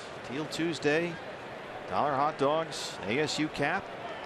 You can get all that for $15. Lower level ticket. dbacks.com/ASU.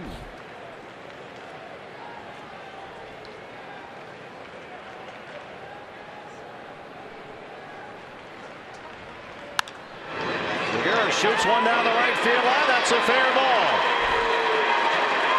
Gene, the hitting machine, another multi-hit game, and that's his 29th double.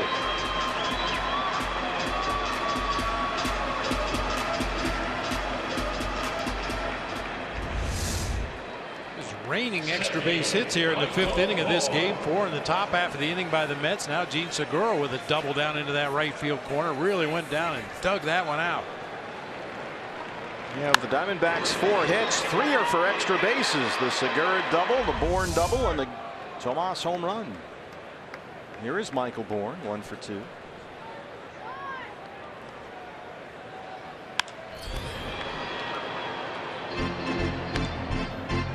Michael had 2 hits in each of his last 3 games, including a home run Sunday in Boston. He's now hit safely in 7 of his last 8.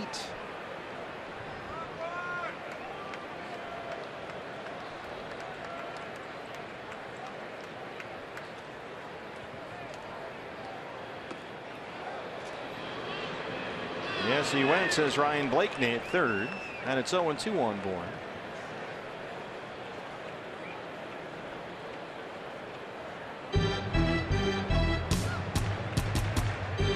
Rivera and Syndergaard, they have to get together a lot.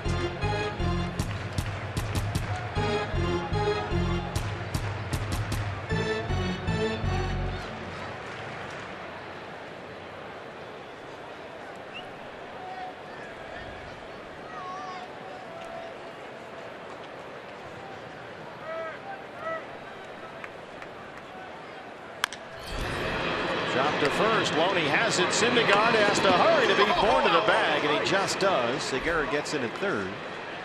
And that's the 2nd out, so Michael able to move that runner along.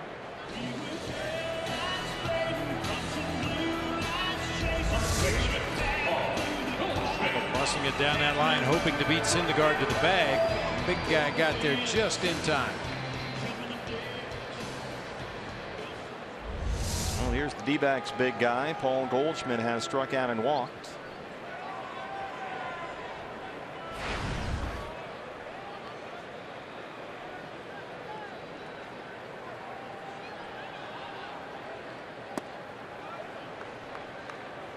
.84 from Syndergaard that time.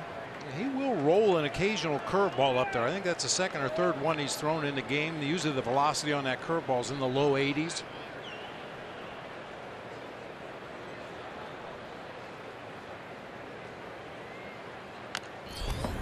Comes back at 98, and it's 1-1.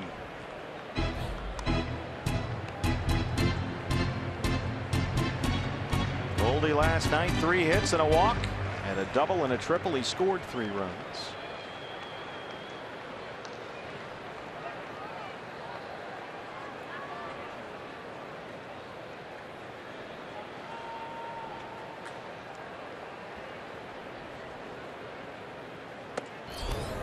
Our guy with a sign back there. I dare you to pitch Goldie inside. Well, he just did right there. Yeah. Not for a strike. Way off the plate inside that time. 2-1. Well,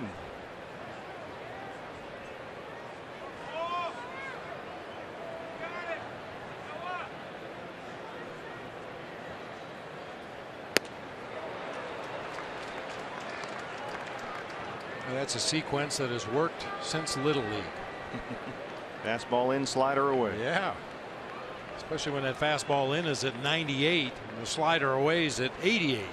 He's got Thor on his glove.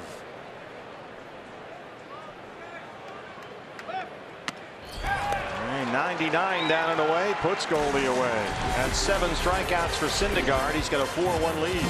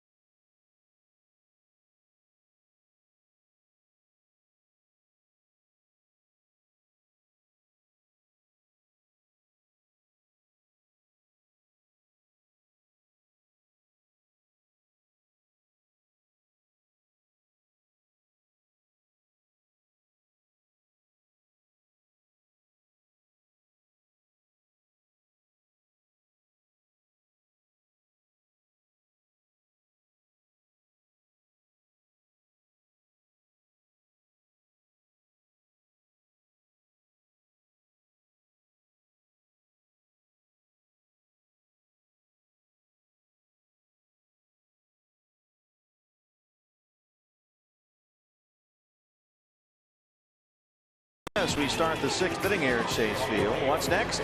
Brought to you by CenturyLink. Series finale tomorrow night here. John Neese, the left-hander, against Zach Godley, taking the rotation spot of Patrick Corbin, who was in the bullpen. Diamondback Live pregame show at 6 o'clock. First pitch at 6:40. And then after the ball game, we are on a flight to San Diego for 4 at Petco Park against the Padres. Kelly Johnson leads off the Mets 6th against Braden Shipley. We've run into a lot of D-backs fans and personnel from here at Chase Field that are going to be in San Diego for the weekend. It's always a highlight. Johnson hits one high and deep to right field. And that one is gone. Kelly Johnson, that's his 8th. And the Mets have opened up a 5-1 lead.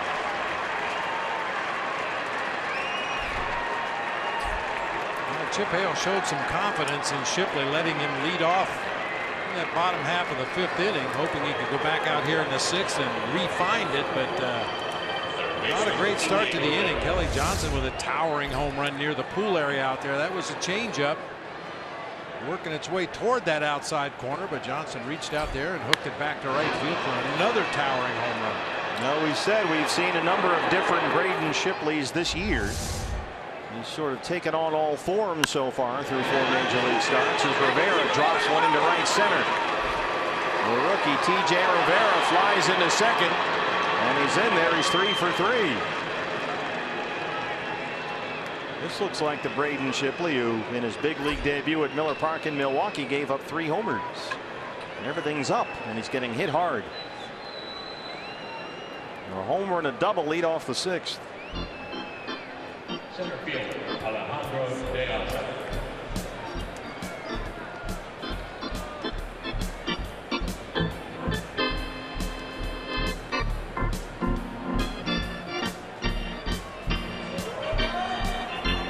Hudson starts warming up. They score that one a single and an error. Michael Bourne had problems picking it up out there right in front of the pool area, so it's E8, a single and an error. E8 puts Rivera at second base. Not so sure they would have had a play on Rivera at second base had Michael come up with it cleanly. Bit of a tough error that time.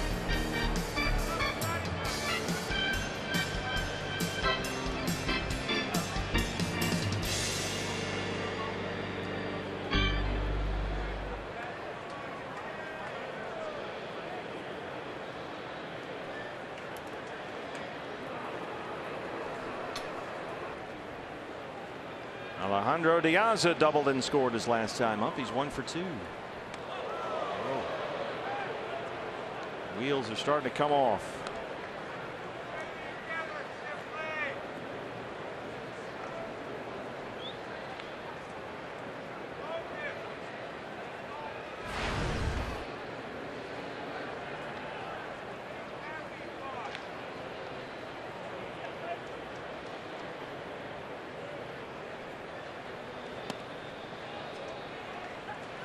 Two and 0.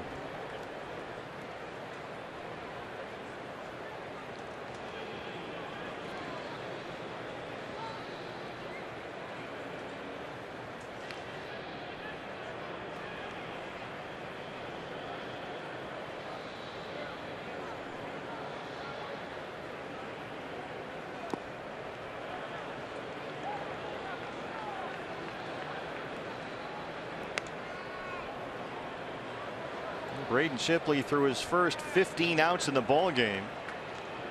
Only 6 ground balls, 9 flyouts, no strikeouts, and he's given up 5 runs on 9 hits so far.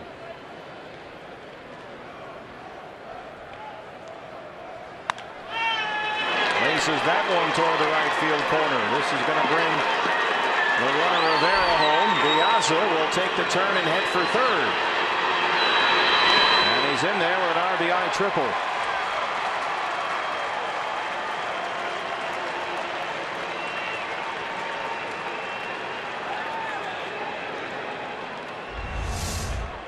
Boy, who woke up the Mets offense? It's a team that has struggled against just about everybody in the second half of the season, but just pounding the ball against Braden Shipley in the last 2 innings here. Well, they score that a double. And the error on Tomas, who, like Bourne, one batter earlier had some problems picking it up. That's going to be it for Braden Shipley as here comes Chip Hale. So it's a double and E9. And Braden will leave trailing 6-1. Back from Chase Field after this.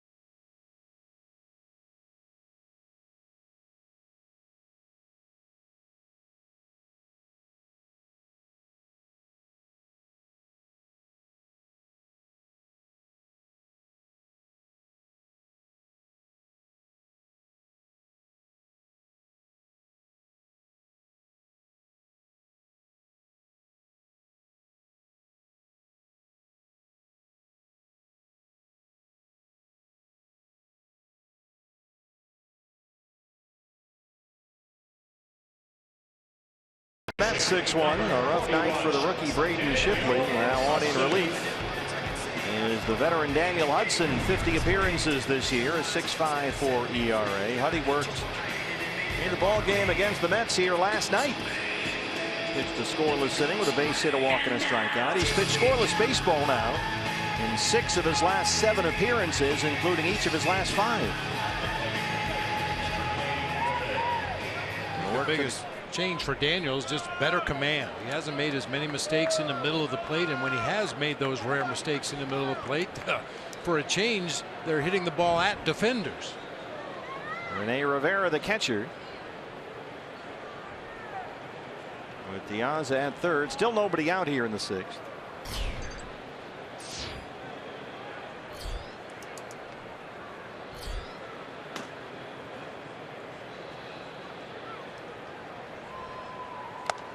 Infield in for the Diamondbacks, and it's 0-1.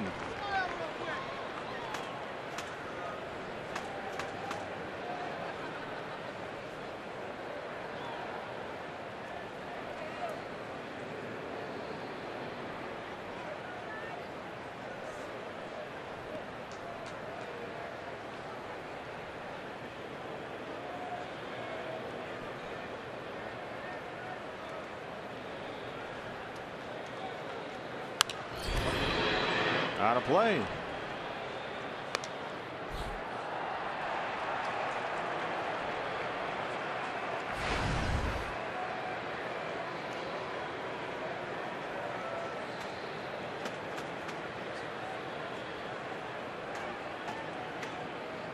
The young man in the Day Glow t-shirt back there just made a nice catch on that foul ball.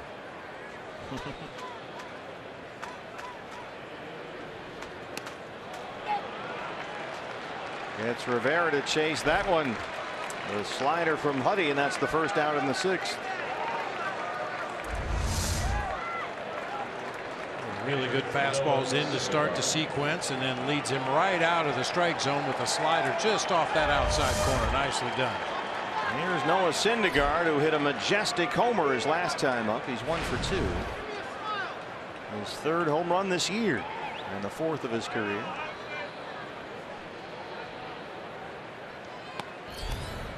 This one was way out of here to right field.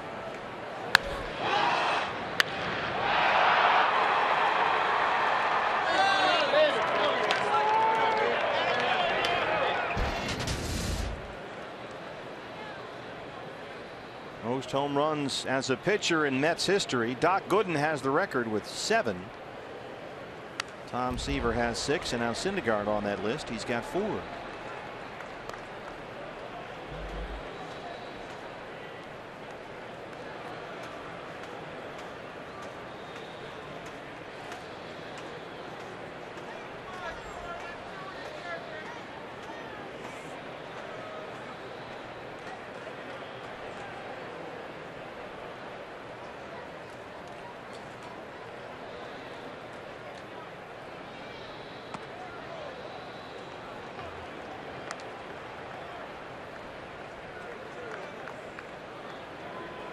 Mets came into today right at 500, 59 and 59. 11.5 games behind the Nationals for the NL East lead. Washington right now tied up at Coors Field with the Rockies 2-2. They're in a rain delay. And New York 3 games out of an NL wildcard spot.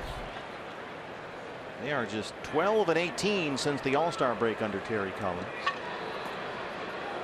And they're on a long road trip. This is just game 2 of 10. Phoenix, San Francisco, and St. Louis.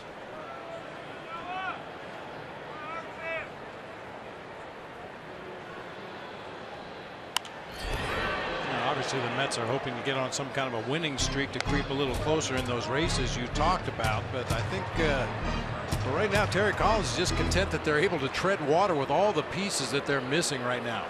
Well, they're about to get a whole lot healthier. They just got Reyes back from a left oblique strain. Yoenis Cespedes began a single-A rehab assignment last night. He was 0 for 3. He's been out with a strained right quad. He'll be back Thursday.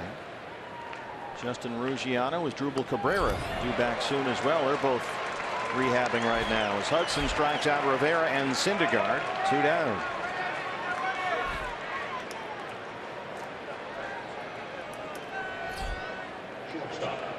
Here is Reyes, tripled and scored his last time up. He's 1 for 3.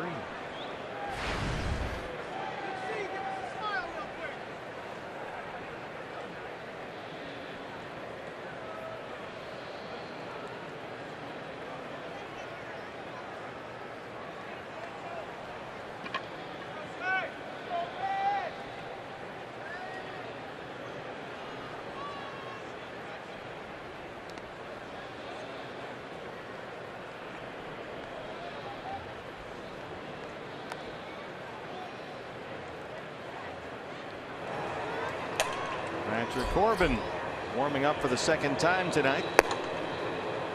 Now a member of the Diamondback bullpen. Zach Godley will take his start in the rotation tomorrow night.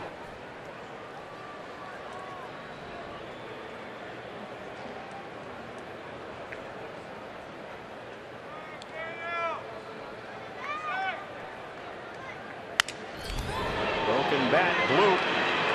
Jake Lamb runs almost right into Chris Owings. CO has no play as Diaz scores the 7th Met run.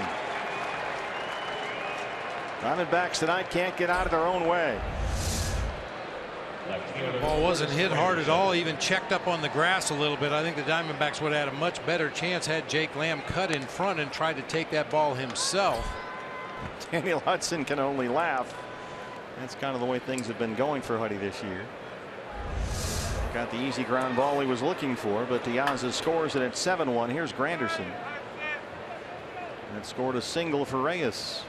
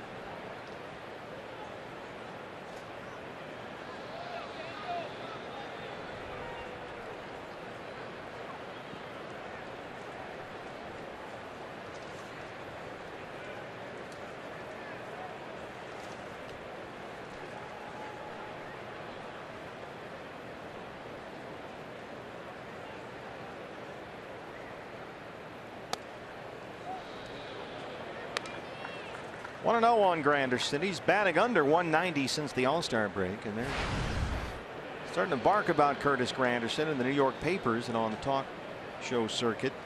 At the age of 35, there's just not been that much production. Does have 18 homers, but he's only got 31 RBIs, now 32.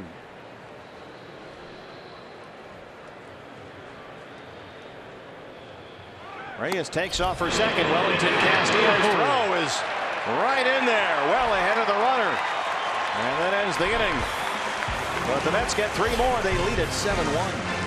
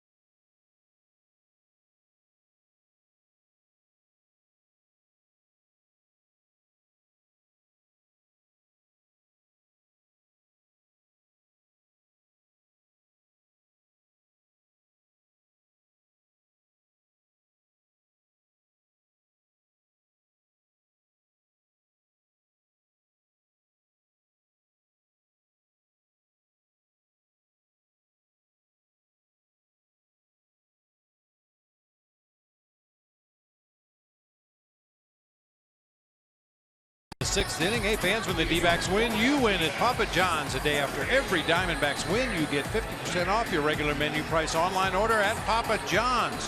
Enter promo code DBACKS50 at papajohns.com. Now see, this comes together well. Diamondbacks won last night. We're dialed in watching them tonight before they make their comeback in this game.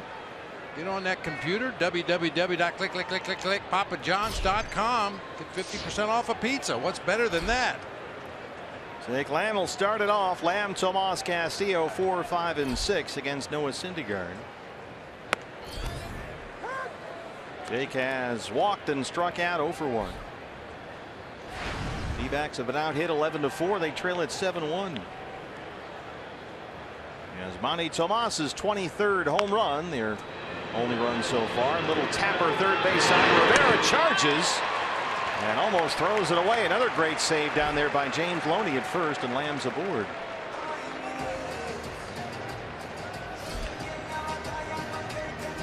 Soft little grounder to the left side. Rivera makes a nice play, but his throw is wide of the bag. Loney has to dive off the base to keep that one from going into foul territory. Infield single for Lamb, and here is Tomas. Well, they put a hit on the board. Now they put up E5. It's a tough play. It's kind of a tough error. Been a couple of tough errors in this ball game tonight. Yeah.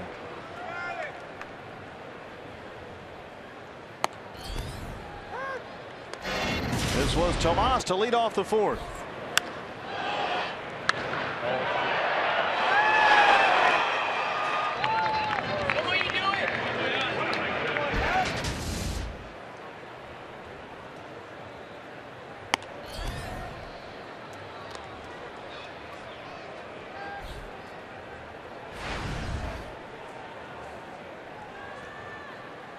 So Yasmani with a 2-run home run last night, the solo homer tonight. He's had 10 since the All-Star break. Down 1-2.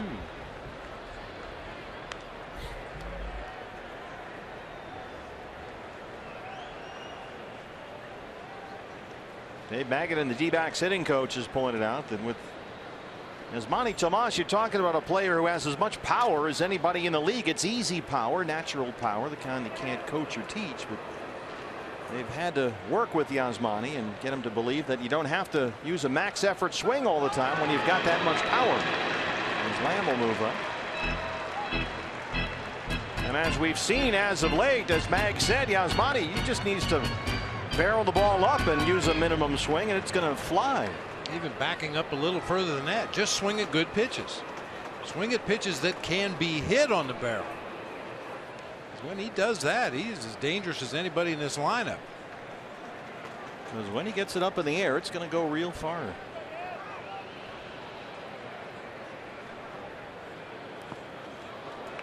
Syndergaard spikes another one. It's a full count to Yasmani, 3-2. Syndergaard so far has walked 2, struck out 7, given up just 4 hits. You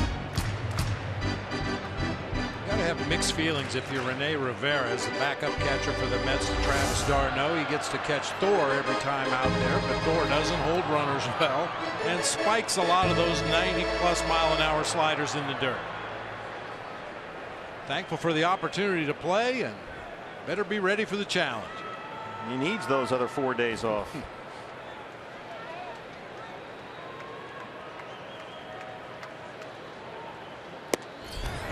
Tomas strikes out, 99. Syndergaard kept that one down. His 8th strikeout.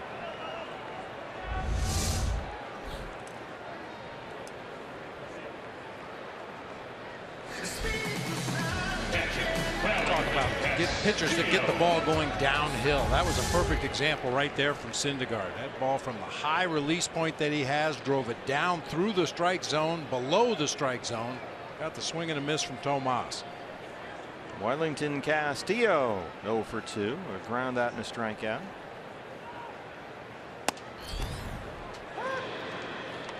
Welly last night is returned to the lineup after 7 games following the birth of his 2nd child. And what a return it was. He tied a career high with 4 hits, including 2 doubles, knocked in 2 runs. D-backs players were kind of joking with him. Oh, going to give you another week off. We'll see you next week. Come back, get 4 more hits. 0-2.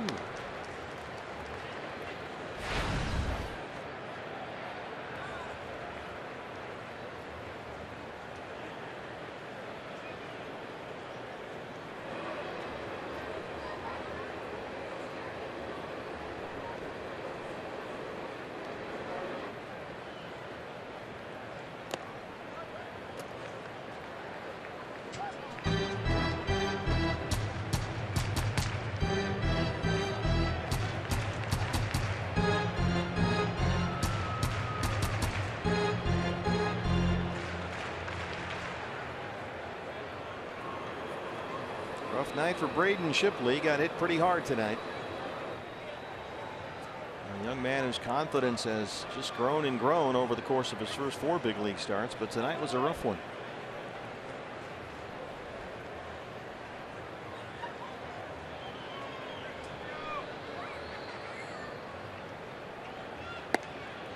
Braden pitched 4 innings of scoreless baseball. Then the Mets got 4 in the 5th and 3 in the 6th.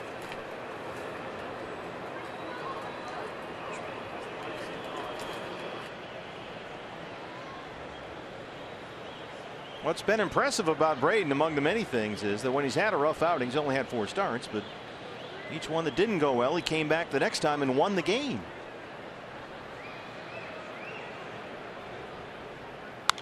Got roughed up by the Brewers in his major league debut, went to LA and beat the Dodgers, and had a tough time here. His next time out went to New York, beat the Mets.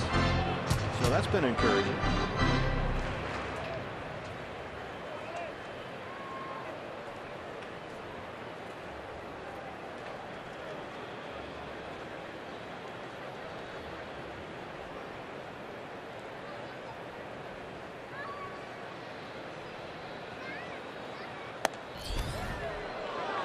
Still throwing 99 in the 6th inning. It missed, and the count is full 3-2. The rookie Mitch Haniger in his first major league game is on deck. Mitch getting a start in left field tonight, just called up today from AAA Reno. So far he has struck out and grounded out. Mom and Dad are here tonight from Santa Clara. 3-2 to Beef Wellington. Base hit to center. And had to hold up. Matt Williams will stop him at 3rd. And Diamondbacks have runners in the corners with 1 out.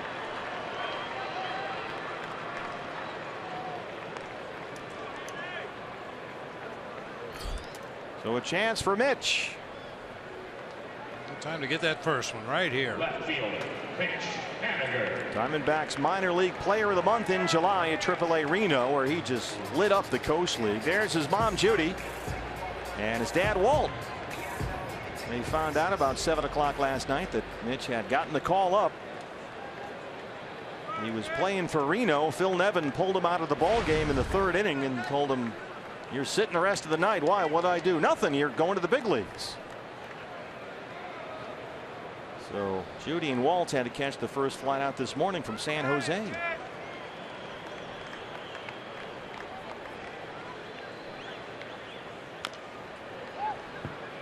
Boy, Haniger, what a year he's had. He split his season between AA Mobile and AAA Reno.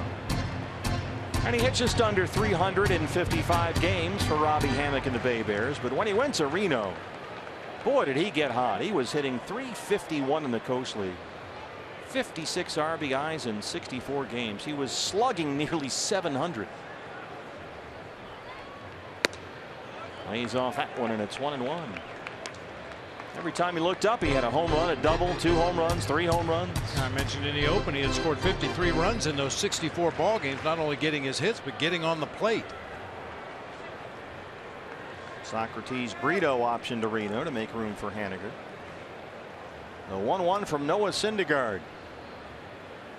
And he drives it to deep right center field. He's got his first big league hit. It's off the wall. Lamb will score. They wave Castillo. It's a 2-run triple for Mitch Haniger. His first hit in the big leagues.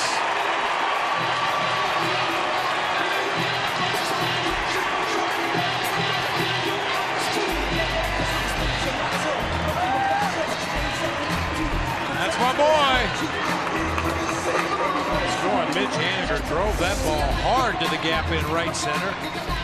That's a slider from Thor that just didn't do much that time. Stayed on the outer third of the plate for Haniger. He stayed right on it. Fortunately, that ball hits the top of the fence and stays in play. Mom loves it.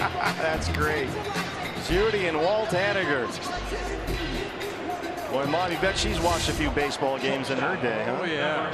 Washed a few dirty uniforms. A 2-run triple for his first hit in the major leagues. Thought for a minute that Diaz out there might run that one down, but it got over his head. And it stayed in the yard.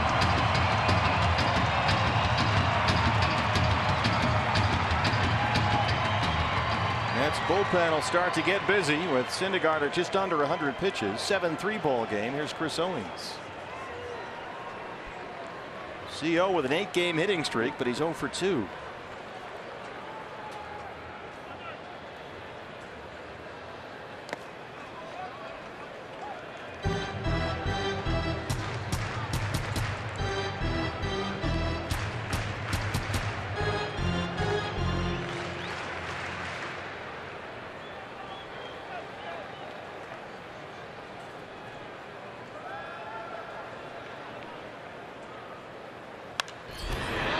Skied first base side, foul ground for Loney. 2 outs.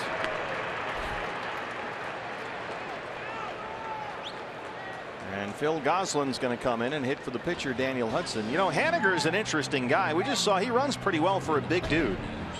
6'2", 215. And he can play some center field. He's played a lot of center field in Reno. So it'll be interesting to see over the course of however long Mitch is here that we see him out there in center for one game. Michael Bourne can finally get a break. Gosselin hits for the pitcher. Haniger at third, 2 outs.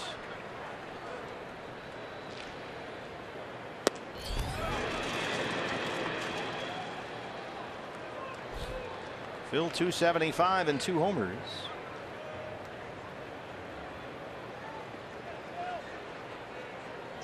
Flied out as a pinch hitter in the game last night. Get through. Rivera, it's off the glove. He clanked it, recovers, and he can't make the play.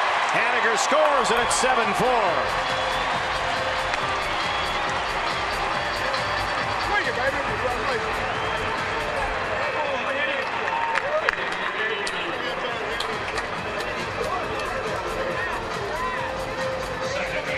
E5. Second error in this inning for T.J. Rivera, the rookie third baseman. Yeah, came up with the glove that time just enough that the ball hit off the webbing, dropped back down to the dirt. By the time he recovers, Gosselin legs it out at first. Gene Segura, 2 for 3, a single and a double. There's ball 1. Starting to get a little nervous. It's 2 errors in 1 inning for Rivera. It's halfway to my record. Well, hopefully he'll break the record. Yeah, just keep hitting him to third. Yeah.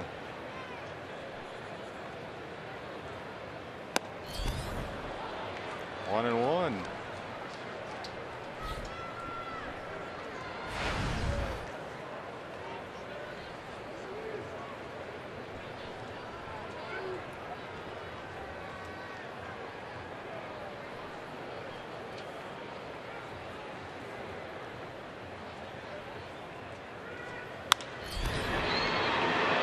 Going to get in the seats and out of play. It's 1-2 on Gene Segura.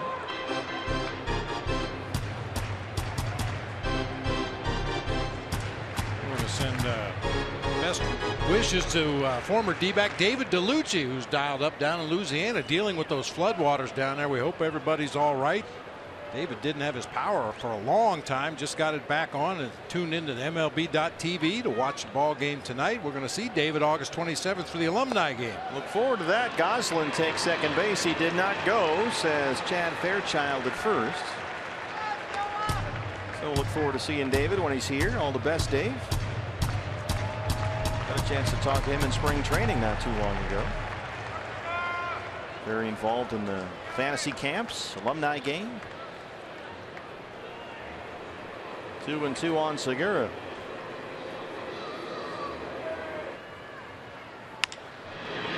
Oh, hit another one to Rivera. keeps his foot on the bag. That was a close one down there. Hold on. Let's take a look. Glenn Sherlock on the phone. Oh, he beat it. He did beat it. Yeah. And the headsets are coming on. The Diamondbacks will challenge and try to keep this thing going. They've already scored 3. And so Marvin Hudson and Chad Fairchild will talk to New York.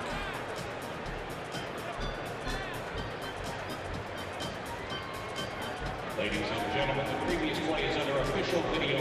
Partner Diamondbacks are still trailing in this ball game, but we're seeing something here tonight that we did not see at Fenway Park. The Diamondbacks fell behind in those games. It looked like they were phoning in their at-bats. Couldn't get them over with quickly enough. A little battle tonight. Well, as Tony La Russa was telling Kate before the ball game today, everybody is being judged on effort right now. It's in one sense a lost season, but it's not lost in terms of the future and jobs and roster spots, and everybody is being watched very closely, and the effort that's expected is 100% all the time. Told the story before when Roger Craig took over the San Francisco Giants at the end of a 100-loss season in 1985. He didn't really say too much. Just kind of observed who's still playing hard, who's still grinding out at bats, even though this team is going absolutely nowhere. And those were the guys he wanted to keep around. He is safe at first. D-backs win the challenge. That's the 3rd hit tonight for Segura. The D-backs retain their challenge.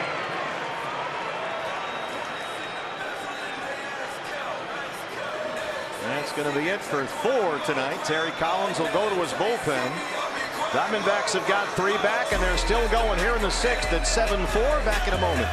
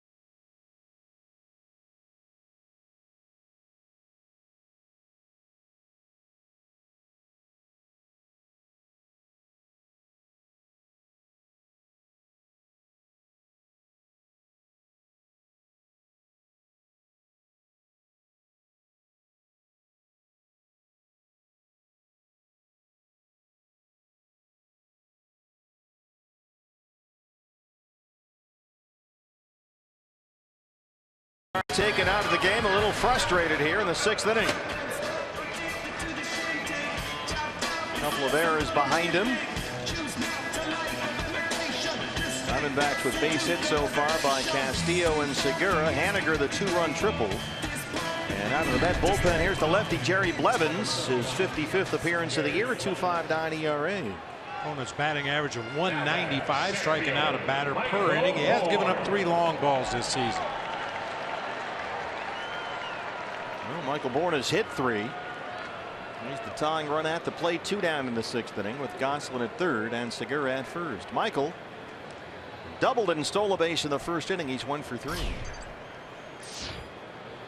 He has had 2 hits in each of his last 3 games, had a homer Sunday in Boston.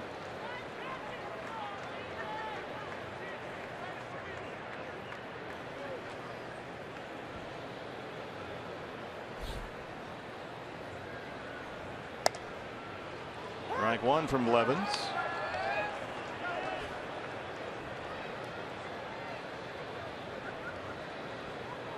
Remember, it was Jerry Blevins who came in at Citi Field last week to start the 12th inning. and gave up that home run to Oscar Hernandez that proved to be the difference in the Diamondbacks 3-2 win.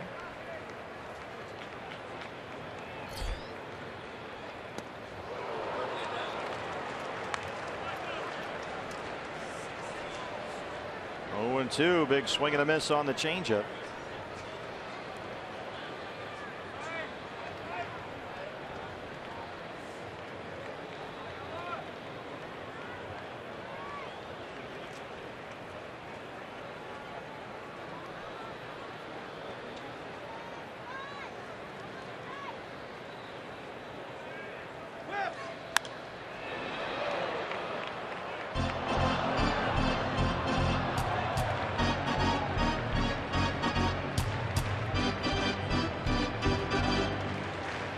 Michael Bourne, you know, when he's down 0-2, a lot of guys you'd worry. Not with this guy. Even against a lefty, look at this. He's over 330 versus left-hand pitchers this year. That's in nearly 70 plate appearances. But he's really had a knack for drawing out these at-bats. Chance to get Goldie up there. But some work to do, down 0-2.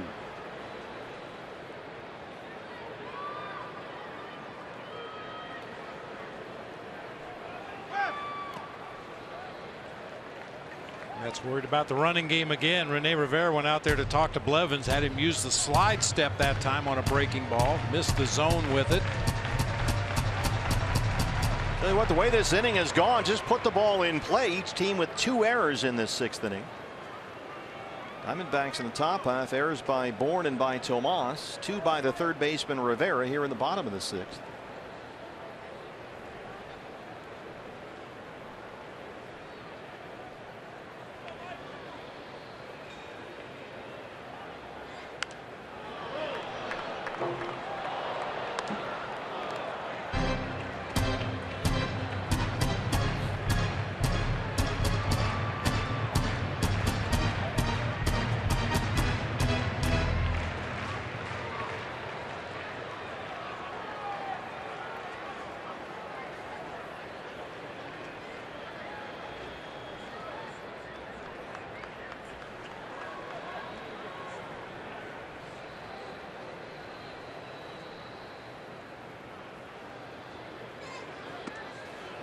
Michael able to hold off, and he's doing what he does. He's back even, 2 balls and 2 strikes.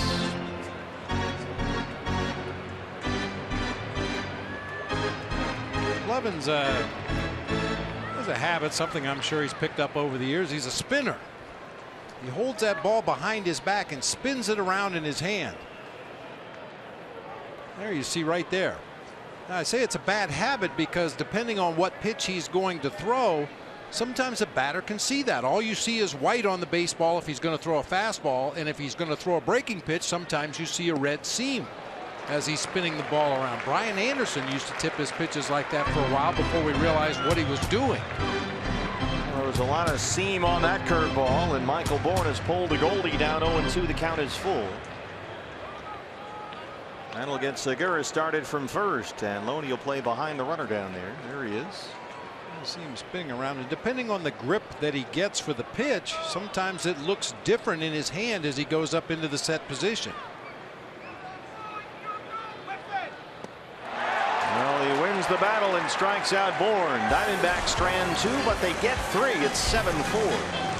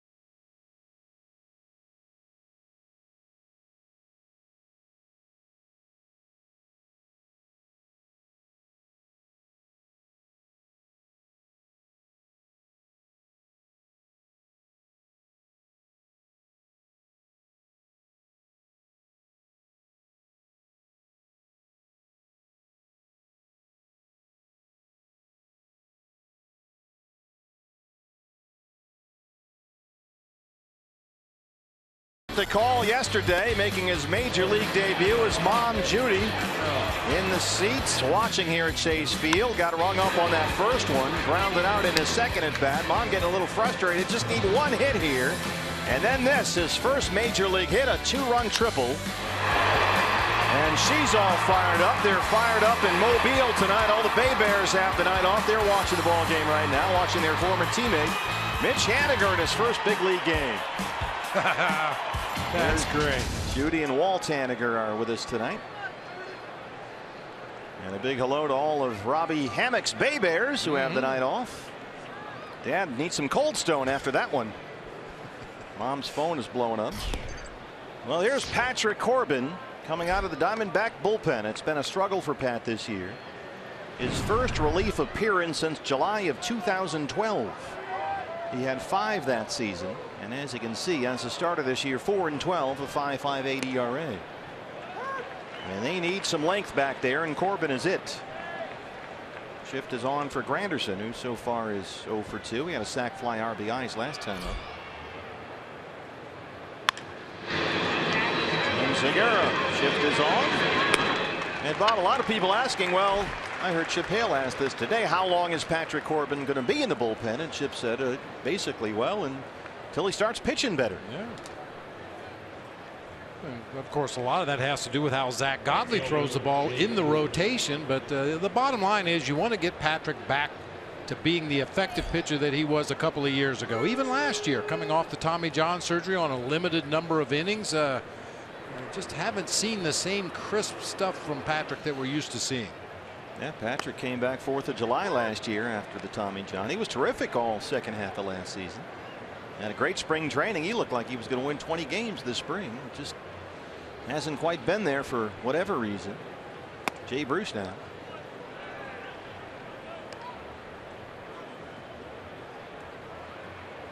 Bruce 2 hits tonight, a single and a double, 2 for 3.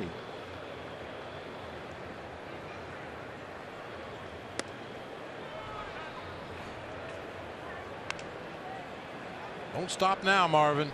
Been calling that low strike all night.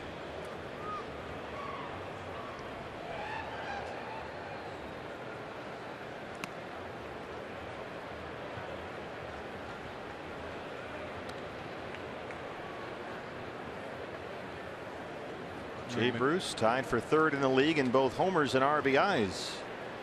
But he's been relatively quiet as a Met, about 160 so far. After coming over from the Reds at the trade deadline. And he's got a 1-out walk.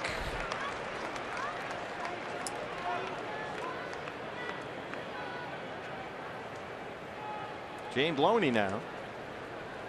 Now this sets up well for Patrick. 5 left-handed hitters in the Mets lineup, 1 switch hitter. Reyes at the top of the order.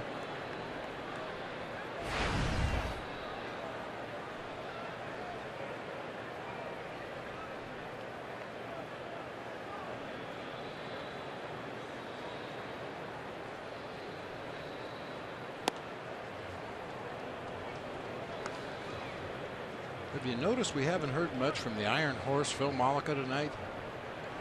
Well, I'm looking at the scoreboard, and that's because I'm going to guess that the Yankees again got trounced, this time by the Blue Jays. Well, not only that, the Yankees were up 6-0 in that game.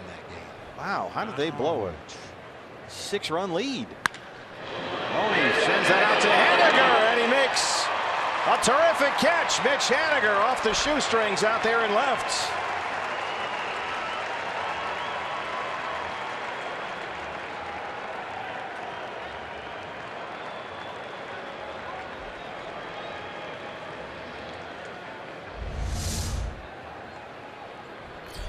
Well, that was one of those line drives that was in danger of getting into the lights, but Haniger kind of played it off to the side, got the glove underneath. Nice catch.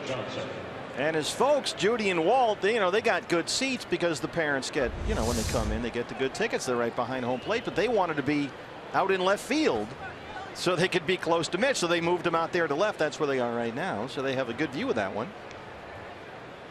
2 down now for Kelly Johnson.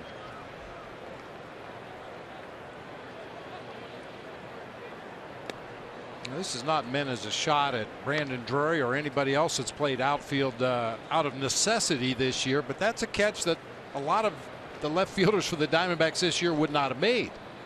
Very aggressive break coming in on that ball. Most of the time, Brandon Drury and others tend to play it a little more cautiously. Don't want the ball to get behind him. Yeah, play it on a hop. Well, as we said, Haniger's played a lot of center this year, so he's a good defender. He moves around out there real well. And basically that just comes with experience. The more you play out there, the more balls that are hit your direction. You learn what you can get, what you can't get. You learn to read the ball off the bat a little bit better.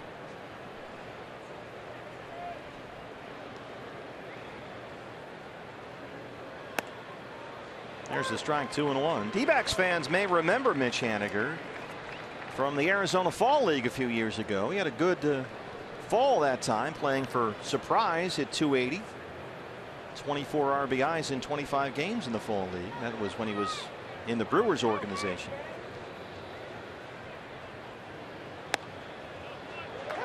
Two and two.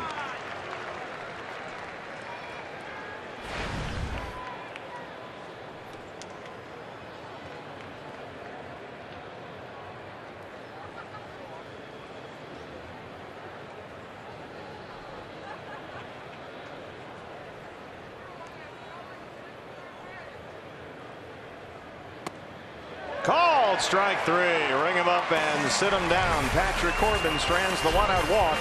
Diamondbacks trail the Mets 7-4.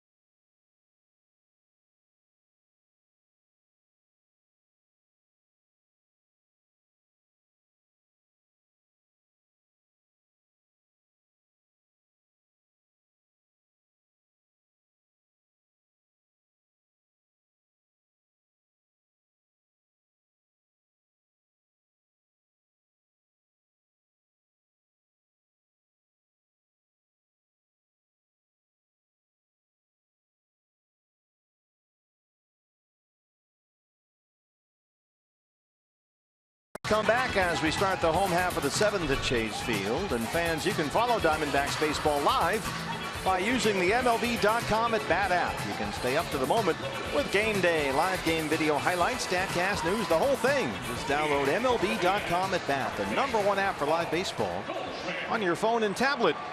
New pitcher for the Mets. Saw him last night at the ball game, the right-hander Hansel Robles. He came on to pitch the bottom of the 8th inning. Gave up a double to Goldie and a 2-run homer by Yasmani Tomas. And Goldie leads off the D-backs 7th.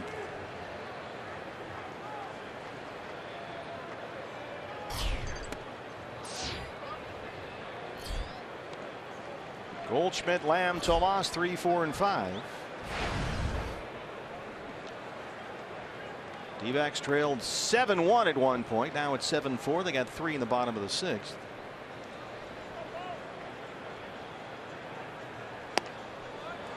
And Goldie ahead 2-0. So far he has walked and struck out twice. Paul saw that batting average dip just a smidge below 290 near the end of last month, but ever since then, over his last 20 games, he's hit better than 340. 3 hits last night.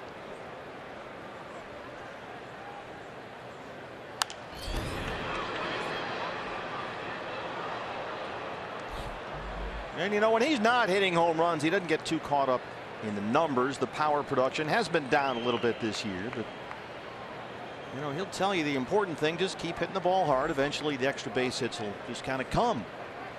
They'll just start showing up, and eventually those balls will start to get out. Fastball's in there, and it's 2-2. But as always, he's just up there trying to hit line drives. Well, there have been a couple stretches this season where Goldie wasn't driving the ball, but he was still getting his base hits. Ground balls that would roll through the right side, little soft line drives over the second baseman's head.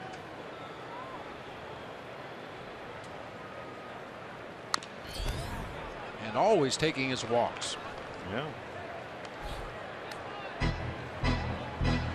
Had a walk last night, had another one tonight.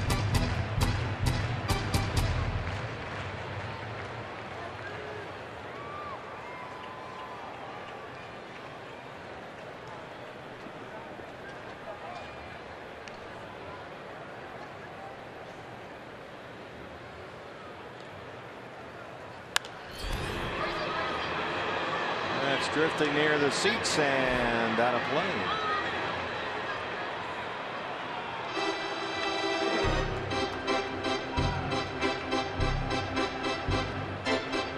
They've resumed that game at Coors Field, Colorado. Rockies and Nationals are tied at 2. They're in the 4th. And the Giants with Jeff Samardzija on the mound losing again. Pirates are leading in San Francisco 3-2 in the 6th. Padres beaten in St. Pete today 15-1 by the Rays. Dodgers beat up on the Phillies at Citizens Bank 15-5. Chase Utley 2 home runs in his return to Philadelphia, including a grand slam. Got a big curtain call after the first home run. Close. Yeah. 3-2. 2 homers and 5 driven in for Chase Utley tonight. He played 779 games in Philadelphia as a Philly and never had a 2-homer 5 RBI game. Well, they're really working Goldie down and in.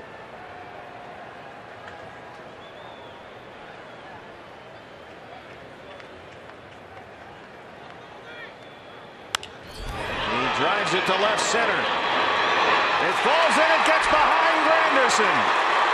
Piazza backing up. He's got it on the warning track, and Goldie will stop at second. His 27th double.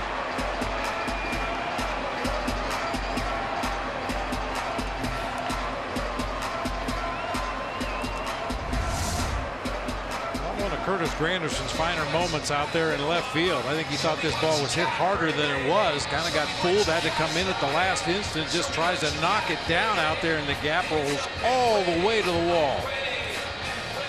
And down 7-4. Goldie taking no chances. The leadoff double brings up Jake Lamb.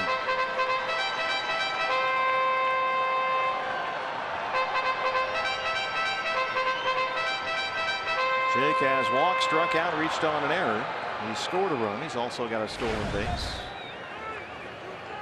Diamondbacks were 0 for 5 in the first 5 innings against Noah Syndergaard with runners in scoring position, but then they chased him out of the game in that last inning. 3 for 7 in the 6th inning alone with runners in scoring position.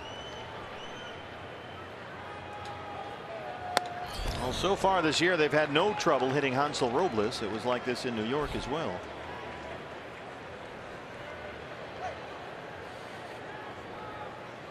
That bullpen is busy.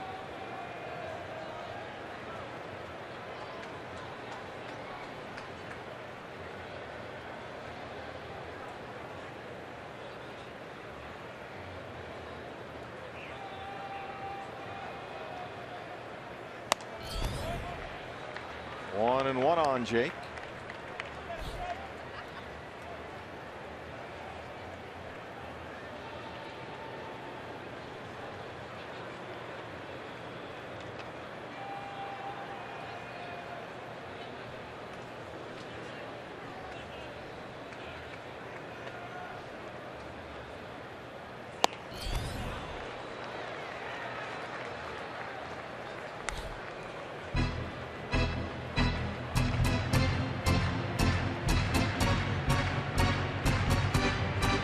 Diamondbacks led the ball game 1-0. A Yasmani Tomas homer to lead off the fourth, his 23rd. But then the Mets started getting to Braden Shipley, 4 in the 5th and 3 in the 6th. They led it 7-1. Diamondbacks came back with 3 runs in the bottom of the 6th and now threatening here again in the 7th. 2-2.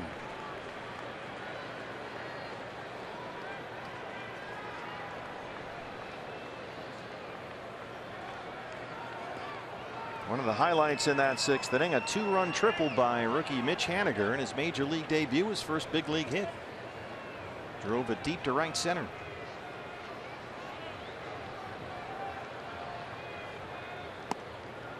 Full count on Lamb, 3-2. Tomas on deck.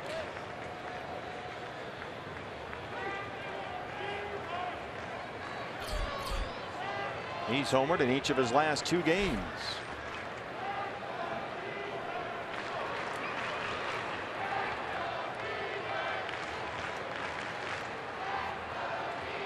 Three-two pitch.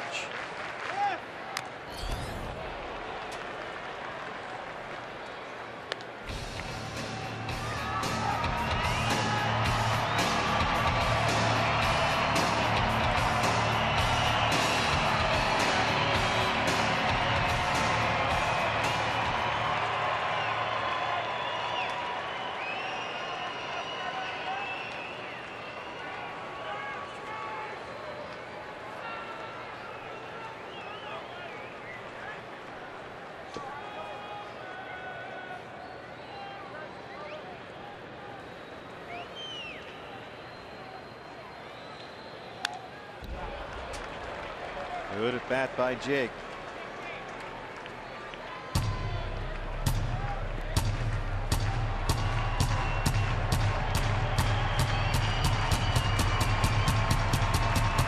Here's Judy and Walt Haniger. I don't know who that was. Just a friend of the Hanigers. Everybody is tonight. One more time on 3-2. Got him. 1 down in the 7th. Battle, but Robles ends up winning the battle. Elevated fastball right here on the 3-2 pitch. Jake just couldn't hold up. Yasmani Tomas. He has grounded out, homered, struck out, 1 for 3. The home run is 23rd of the year. And his 10th homer in 18 games.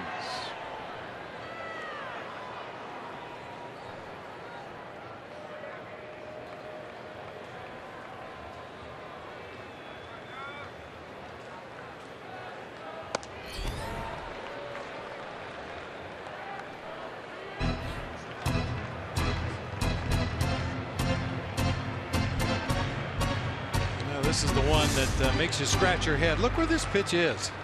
It's almost out of the screen. Yeah. That's where the coaches get a little frustrated, because every time he seems to take 2 steps forward in terms of plate discipline, he takes a step back. It's a process.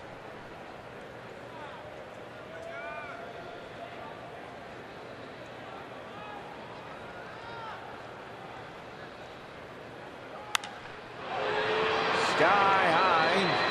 Right behind the second base bag. Johnson wants it. 2 outs. Got to get that runner home from second.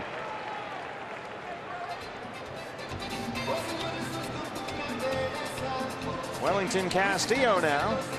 Well, he had 4 hits last night. He singled and scored his last time up tonight. He's 1 for 3.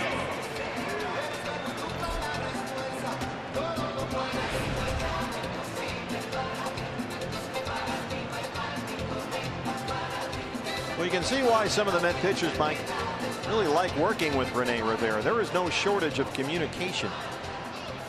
He's happy to run out there and have as many conversations as he wants. That's a common trait among backup catchers. Your primary goal is to get your pitchers through the ball game, whatever it takes to do that. Anything you get offensively is a bonus. You see Tuffy do that a lot too. Oh yeah. Goldie at second, 2 outs.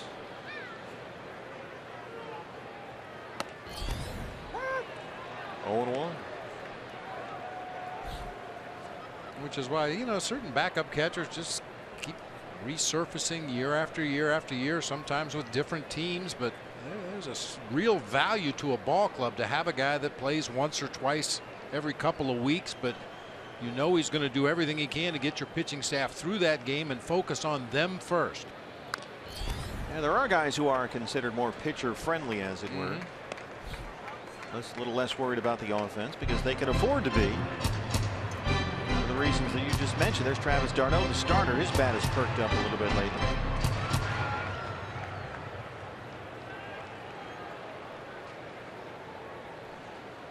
Castillo down 0-2.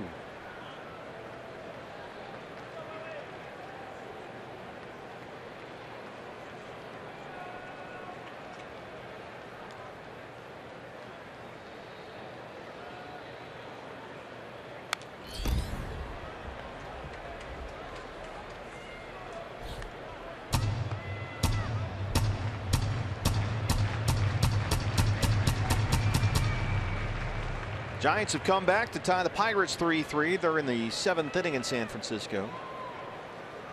Rockies and Nationals still tied 2-2. They're in the 5th at Coors.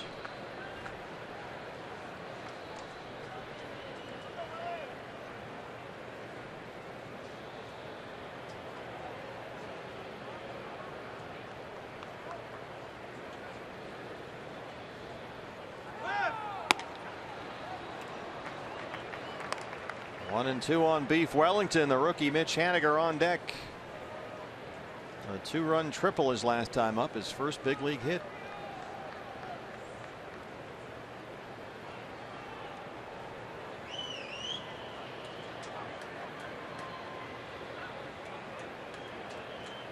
Wellington taking a Phil Gosselin type approach up there. I was just going to say the same thing. He looks just like him.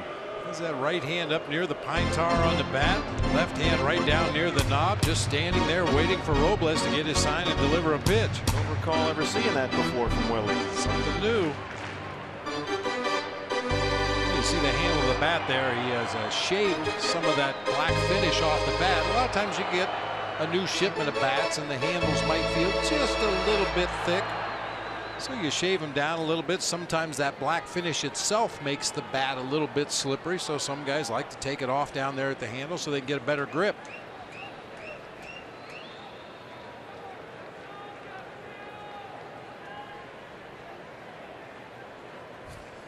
Didn't know where to put that top hand.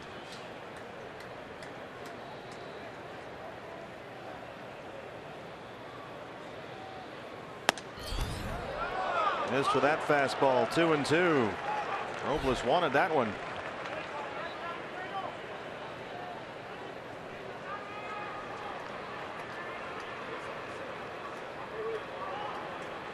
Terry Collins trying to get a win against the Diamondbacks for the first time this year. There it is again, the Phil Gosselin sort of pseudo bunt to start off the whole thing.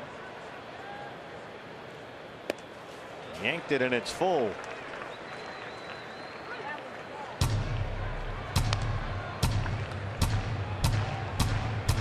Castillo has been money recently with runners in scoring position. 6 for his last 13. He's driven in 8 runs with those 6 hits.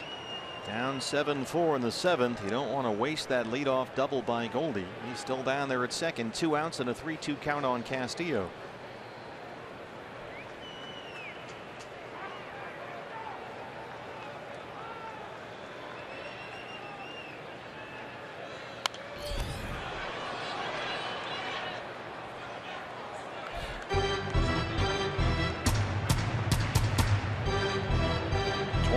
Pitch inning for Hansel Robles.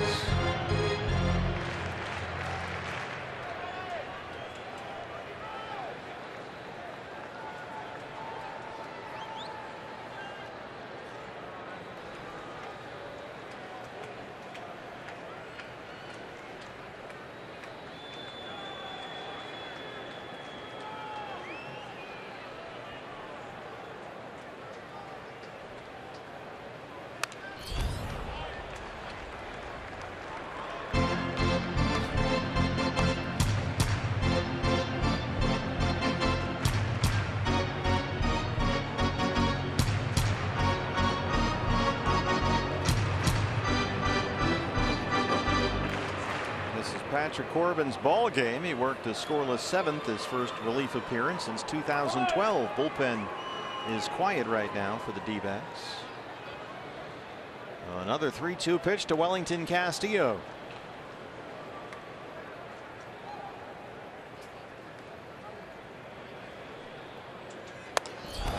He walked him.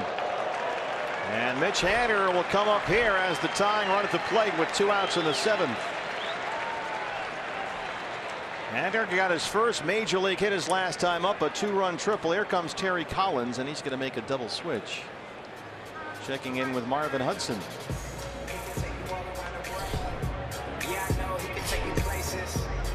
Well, let's keep it right here. And let's get to meet Judy and Walt Haniger while Terry Collins makes his pitching change. We'll keep it at Chase Field and send it down to Kate. Well, thank you guys, and what an incredible night for you to be here with your son as he makes his major league debut. Dad, what was it like for you to see him connect for his first big league hit? 2 RBI triple nonetheless. We were just hoping for a base hit tonight. I mean, just something to give him a little bit of confidence and you know, get through this first experience. So that was nice that he got a big base hit. That was good. And Mitch shared with me that last night he went to call you guys and his fiancee Amanda when he heard the news, but it was during the game, so he had to use his trainer's phone.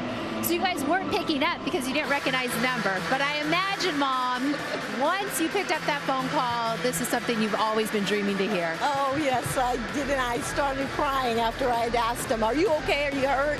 And he said, "No, I'm fine." He said, "I got called up," and the tears just rolled down my face. I mean, something I've dreamed about since he was a 5-year-old boy, so it's awesome. And I know this is your first time here at Chase Field. What was it like when you walked into the ballpark today knowing you were going to be watching your son play? It was like a dream. It's kind of overwhelming, and we got to keep pinching ourselves all day long today, just going, are we really going? Is this really happening? So it's been great. The fans here are awesome, and we've had a really good time. So.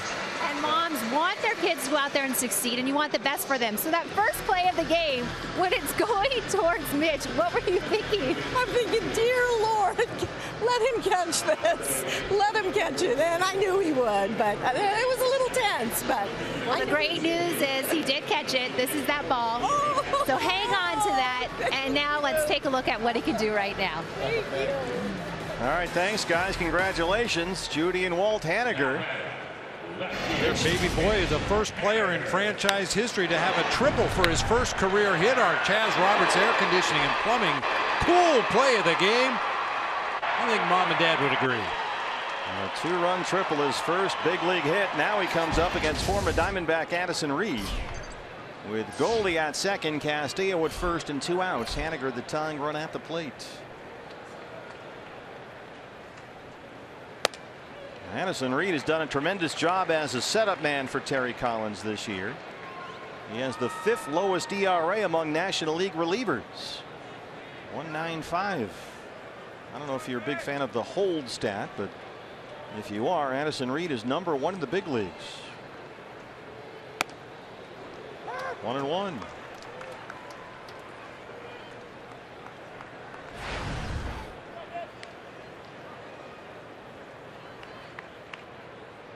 Goldie a leadoff double, Castillo a 2-out walk.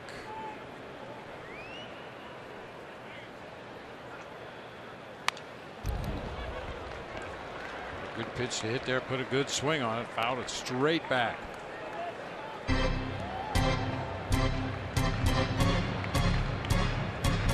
There are the numbers on Addison Reed. That 1.95 ERA, among the best in the league among relief pitchers. 7-to-1 strikeout to walk ratio this year. 70 punch outs in 55 1/3 innings for Addison Reed. Former Diamondback closer. 1-2 on Mitch Haniger.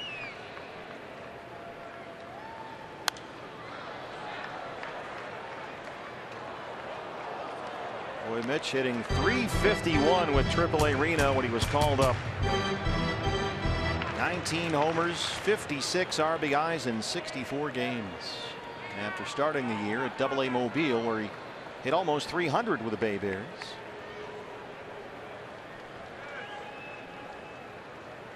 Rally glasses are in place.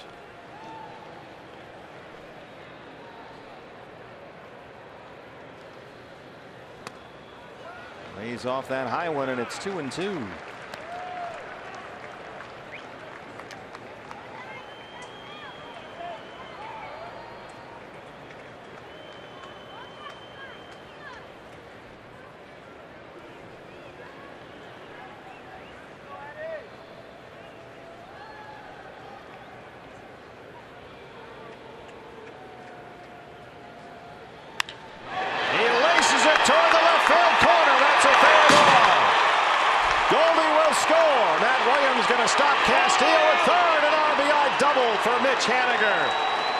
Welcome to the big leagues.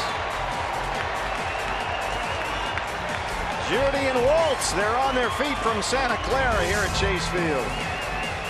Slider for Madison Reed. He gets out in front a little bit, but manages to lengthen that swing out, really lengthened his stride, landed on the outside of his left foot, but keeps that ball fair down into the corner for an RBI double. A triple and a double. He's knocked in 3, and it's a 7-5 ball game.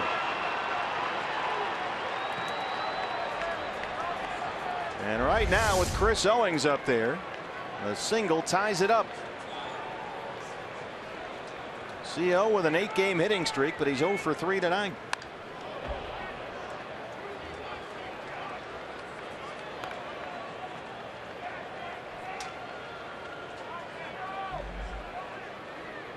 How about Mitch Haniger getting everybody tacos?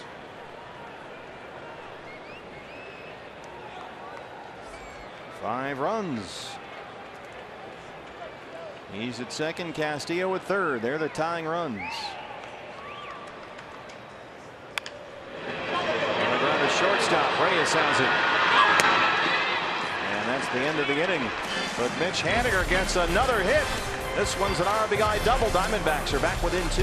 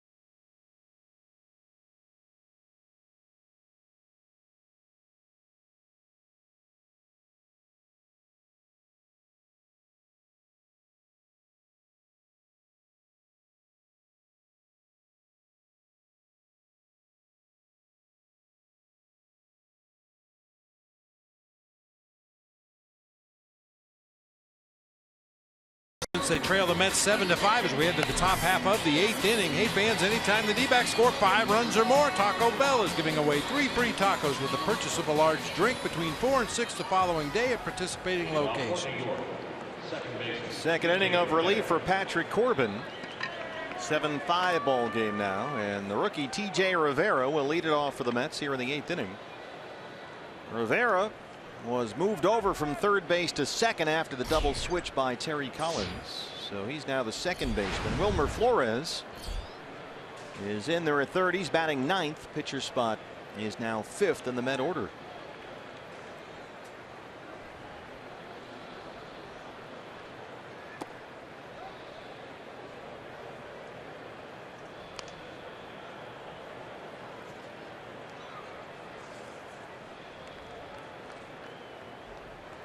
Rivera 4 hits and 18 at bats in the big league coming into the ball game tonight, but so far 3 for 3, 3 singles.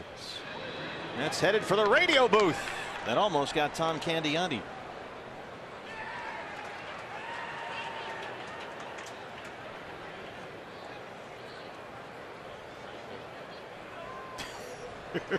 Had it all the way. To show you like you had a play. No play. Oh. Gubna trying to get him off the hook. I noticed Mike Farron was not at his post. The moral compass, Mike Farron. I guess he had something better to do. I don't know. Host of Diamondbacks pre and post game on the radio and the ever popular Snake Talk radio program. Heard after every home game here. 2-2 on Rivera.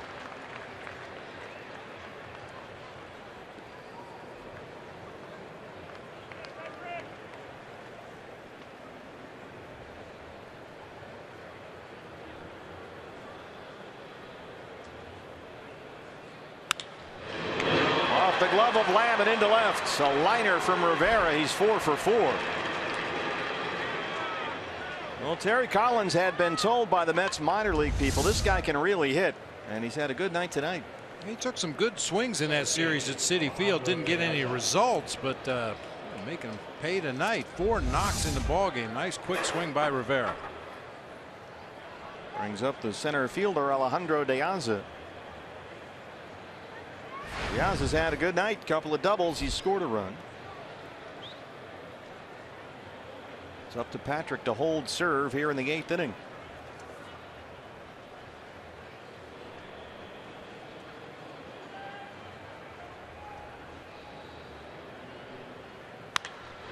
Lines it to Segura. It's out of the glove. He'll get one, and they can't get two. De Aza, who runs well, beats it out.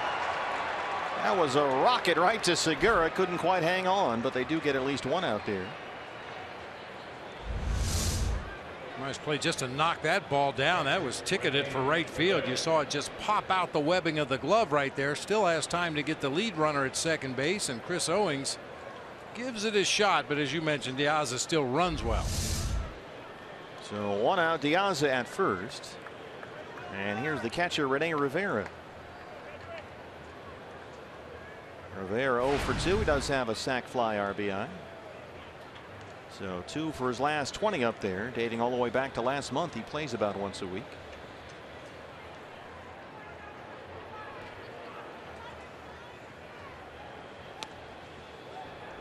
Rivera has done a nice job as the Mets backup catcher.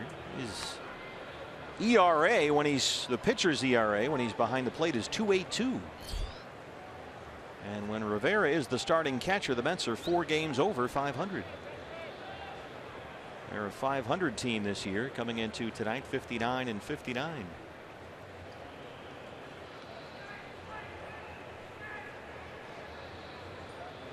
I always thought that was a little deceiving unless you know which pitchers in the rotation he's catching. You know, if you were Greg Maddox's valet catcher, you have a really good catcher's ERA. Well, most of the time he works with the Thor. But fair point.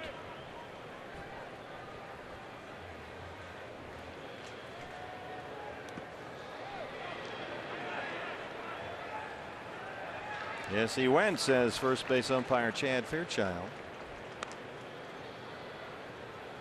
I think our old buddy Tim McCarver, who was Steve Carlton's valet catcher for the last few years of his career, I bet he had a real good catcher's ERA too. He was great. Well, some of those guys get stuck just catching knuckleball pitchers all the time. Good luck with that. Yeah. Lead the league in pass balls every year.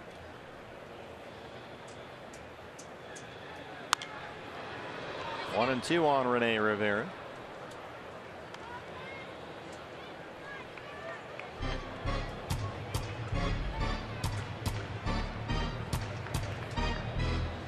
Rene Rivera released by the Tampa Bay Rays near the end of spring training this year. Signed with the Mets just after opening day, and he's been their backup catcher all year.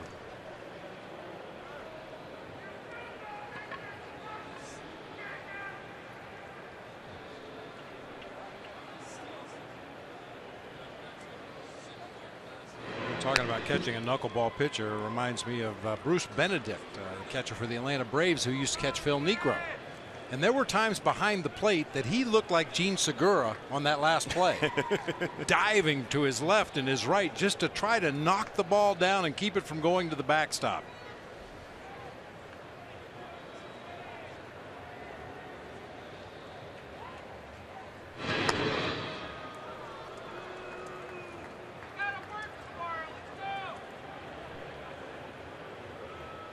Well, I remember when we just came from Boston, and the Red Sox for a long time had, of course, Tim Wakefield, one of the great knuckleball pitchers. Jason Varitek could not catch the knuckleball, just couldn't do it, so they had to keep Doug Mirabelli around for years and years just to catch Wakefield. And at one point they had traded Mirabelli, had to go get him back just because no one else could catch Wakefield. Wasn't there a story about that where Mirabelli he rode in a police car or had a police escort or something to the ballpark because he had to get there in time to catch the game? Well, we had that escort leaving Logan Airport. That was nice. Of course, we were behind the Red Sox buses. I think it was more for them, but people had to wonder what in the world is going on. There's about 6 buses and a couple of trucks, and we flew motorcycles and cop through cars, the Big Dig, baby. Everywhere. Ted Williams Tunnel right to the airport. The airport. The Stadies were out in front with the lights flashing. There were cars pulling off both sides of the road, the left lane and the right lane, just to get out of our way on the way to the airport. Yeah, I think Mirabelli showed up in full uniform at the ballpark about half hour before or something. Right at Fenway. All the way down to Yawkey Way. 3-2 now on Rivera.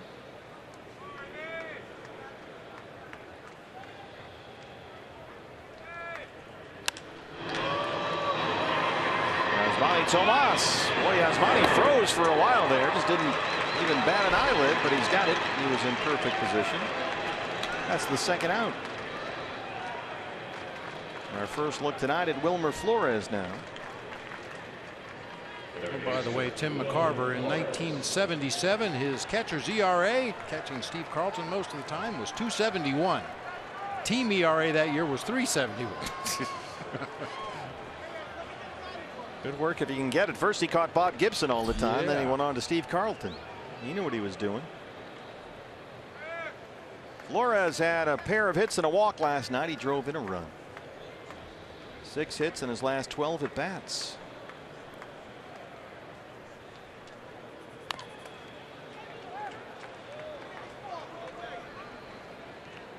Flores 260 and 12 homers on the year. He's got RBIs in 4 straight games, Wilmer Flores.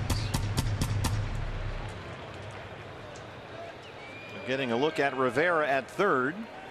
Reyes is back playing shortstop. Loney's the first baseman, so Flores is kind of a man without a country right now.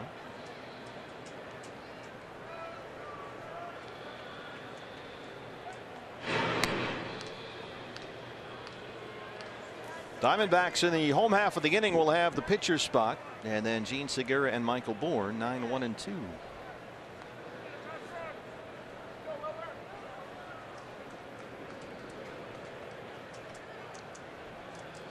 No one throwing in the Met bullpen, so I guess we'll see Addison Reed again.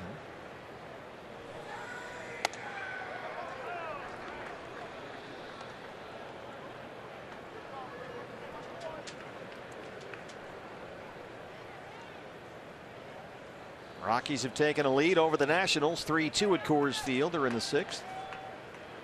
Giants and Pirates still tied at 3. They're in the 7th in San Francisco.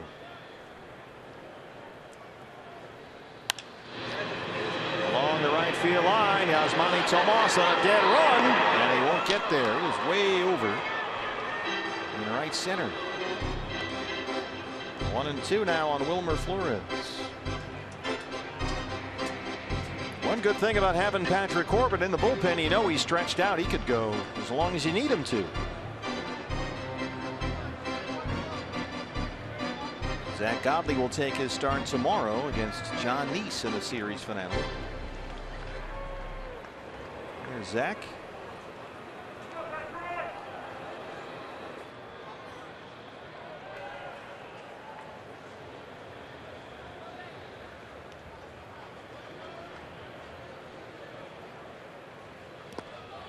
Flores can't check, and Corbin strikes him out. Bottom 8 coming up. Diamondbacks trail the Mets 7-5.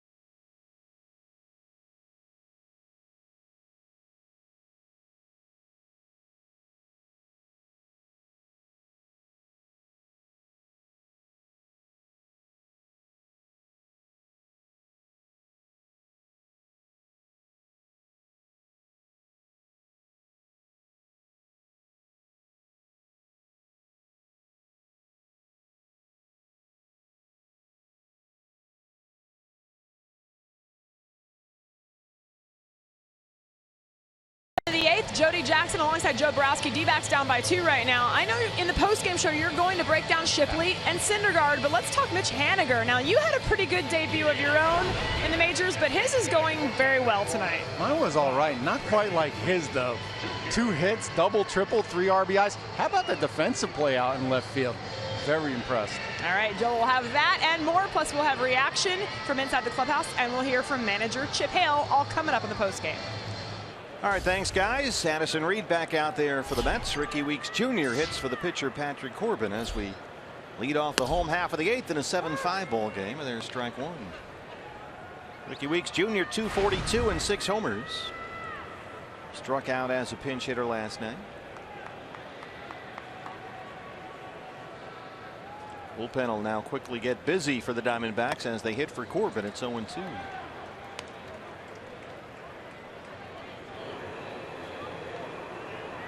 Edwin Escobar, the left-hander, loosening up. He pitched the 9th inning last night, gave up a homer to Neil Walker.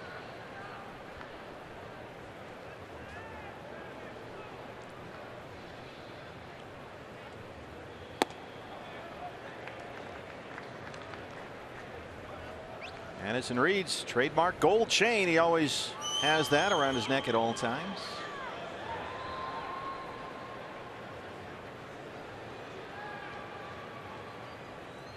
A little quick pitch there. It's becoming quite the vogue among relief pitchers around the major leagues this year. That quick pitch, come up into the set delivery, especially with nobody on base, and just unload it quickly to home plate rather than use the big leg kick.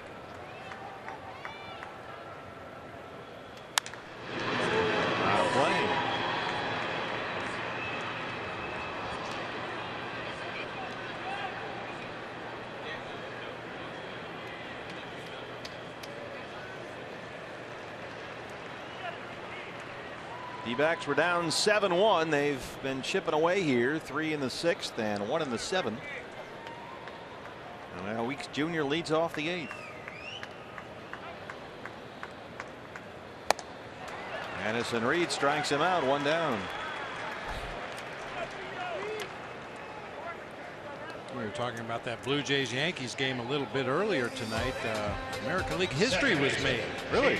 Yeah, Russell Martin and Gary Sanchez, the two starting catchers, both had multiple homers in the game. First time that's ever happened in American League history where the starting catchers had multiple home run games. Really? That seems hard to believe. Yeah. Well, catchers aren't very good hitters. Wait, what?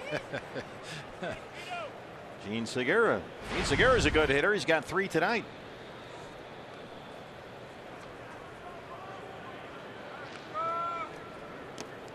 And Gene began the day in a 3-way tie for the National League lead in hits with Daniel Murphy and Martin Prado. So good night to be 3 for 4.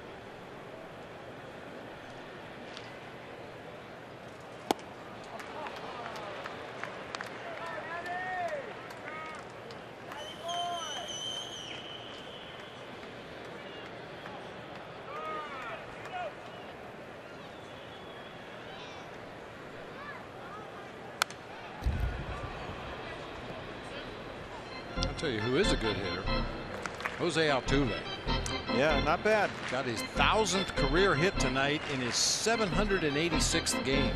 Now, did you jump on him for your beat the streak again? Yes, I did. You're up to what is it, 12? 12. A dandy dozen.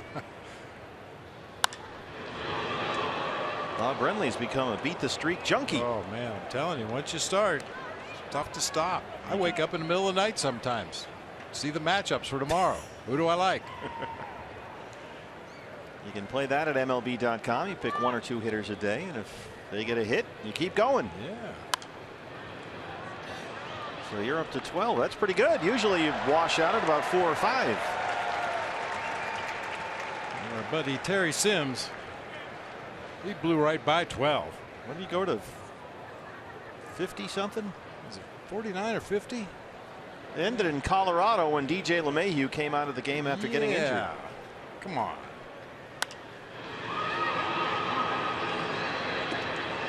Segura putting up a fight. Down 1-2.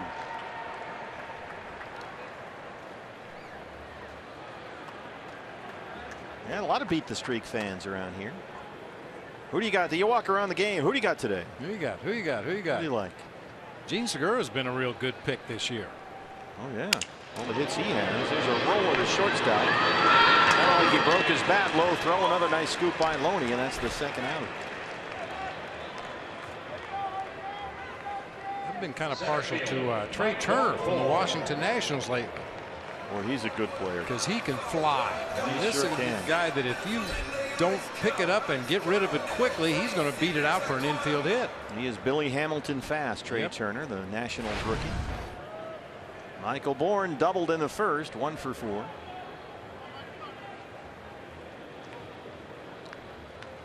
Comes to Rivera, backhand stop at second. A nice play, pulls Loney off the bag, but he did get the foot down. This is Chad Fairchild. So we'll go to the 9th inning. Diamondbacks trail the Mets 7-5.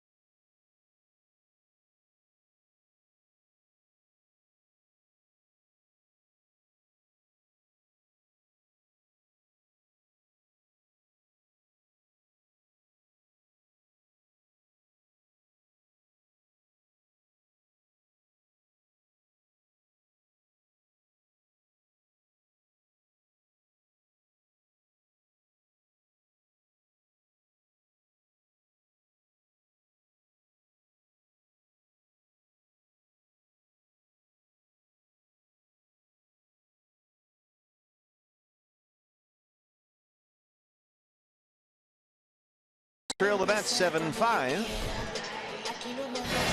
How about this play? Watch Anthony Rizzo, the Cubs first baseman. Second game of a doubleheader against the Brewers at Wrigley Field. He's up on the railing, and he's got it. Oh, my. I don't think I've ever seen that before.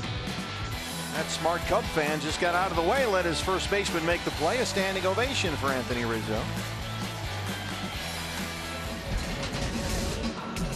New pitcher for the Diamondbacks is Edwin Escobar. 4 appearances this year.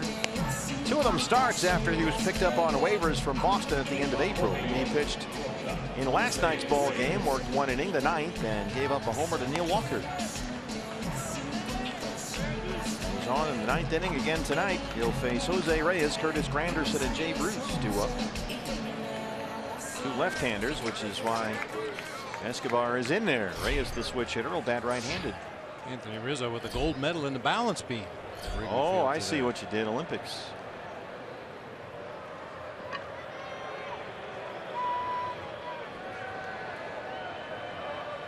Reyes has tripled, singled. He scored a run. He's got an RBI.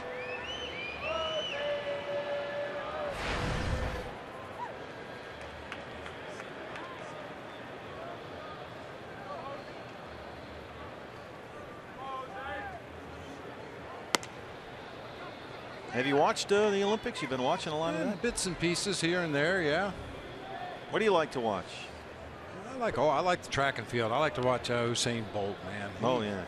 He just glides in. Like the last 30 yards of the race, he shut it down. Aptly named Usain Bolt.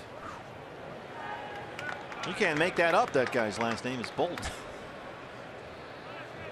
3-0.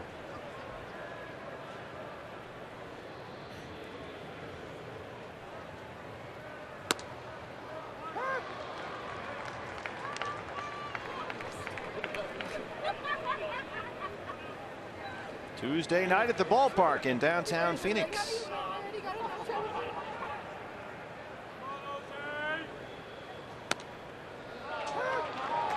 Escobar back And the count is full 3-2.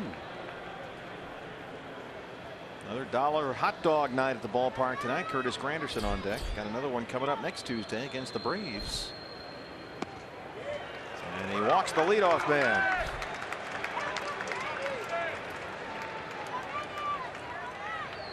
Fielder Curtis Granderson.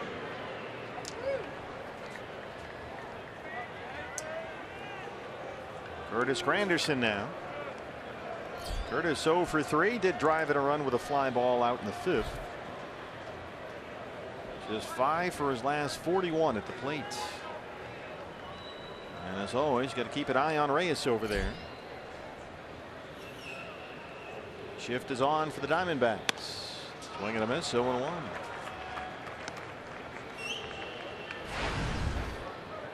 Jake Lamb, the third baseman, in the second base spot.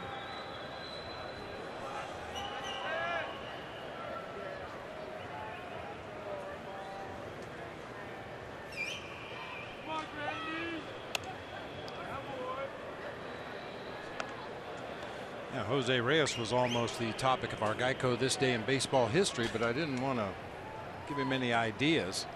On this day in 2007, he stole 60th base, giving him 3 consecutive years. The only infielder that had stolen 60 bases 3 years in a row. Went on to steal 78 for the season. 60 in 2005. 64 in 06, 78 in 07, then dropped way down to 56 in 08. Led the National League in stolen bases 3 times during his first tenure with the Mets. Played 9 seasons in New York. He was a 4-time All-Star there and is back with the Mets this year. Also won a batting title. Double play ball. Owens, Lamb, can he turn it? You betcha. Well, there's the old 6-5-3 double play. Yeah, nicely done. That's Jake Lamb on the shift, taking the pivot at second base, firing on in time to get the out on Granderson at first. Good job by Escobar that time. Now he'll work to the left-hand hitting Jay Bruce with the bases empty and 2 outs. Bruce has singled, doubled, and walked tonight. 2 for 3.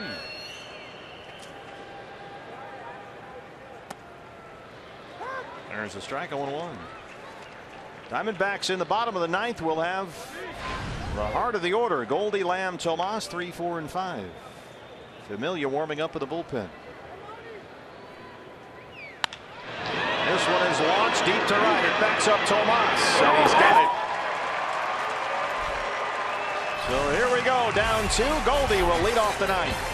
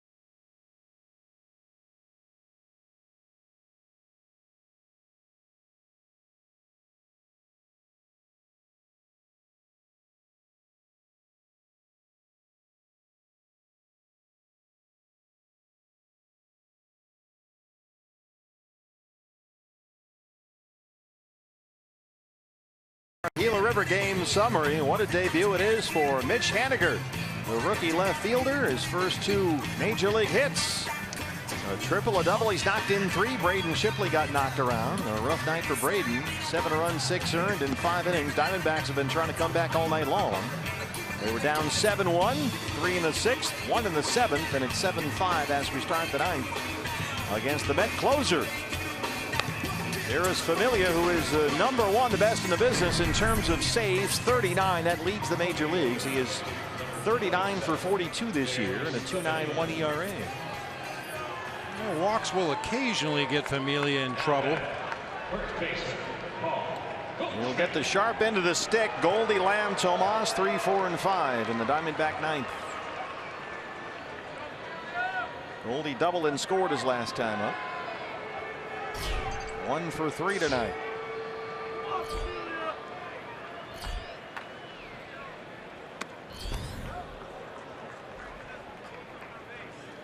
Familia on the road this year, 21 for 21 in his save opportunities.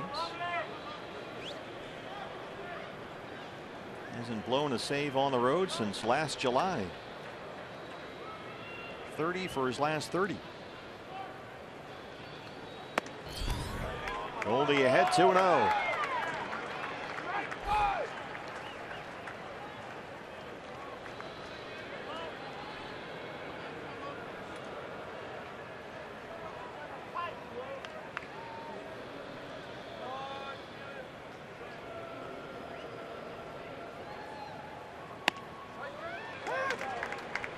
Takes a fastball for a strike. Just looked at that 2-0 fastball.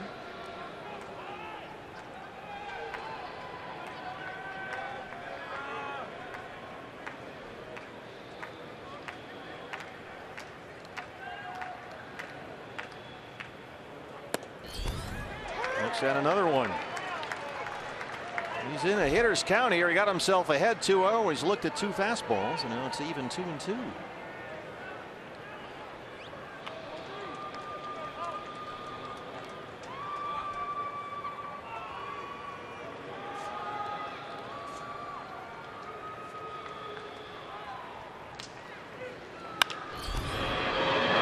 Shortstop for Reyes.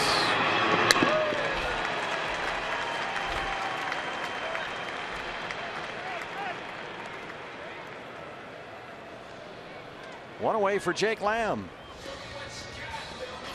Third baseman, Jake Lamb. Jake 0 for 3. He has walked, stolen a base, scored a run.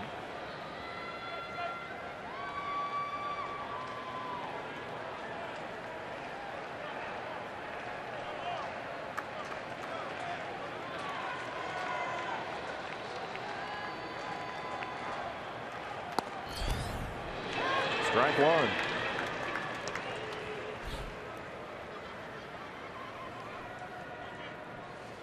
Forever amazed at how a guy can throw 96 miles an hour and get that much late tailing sinking action on a fastball.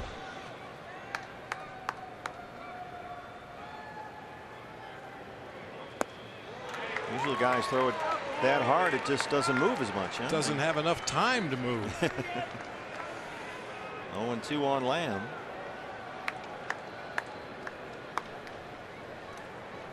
Familia came with a slider that time to jump ahead in the count. 0-2.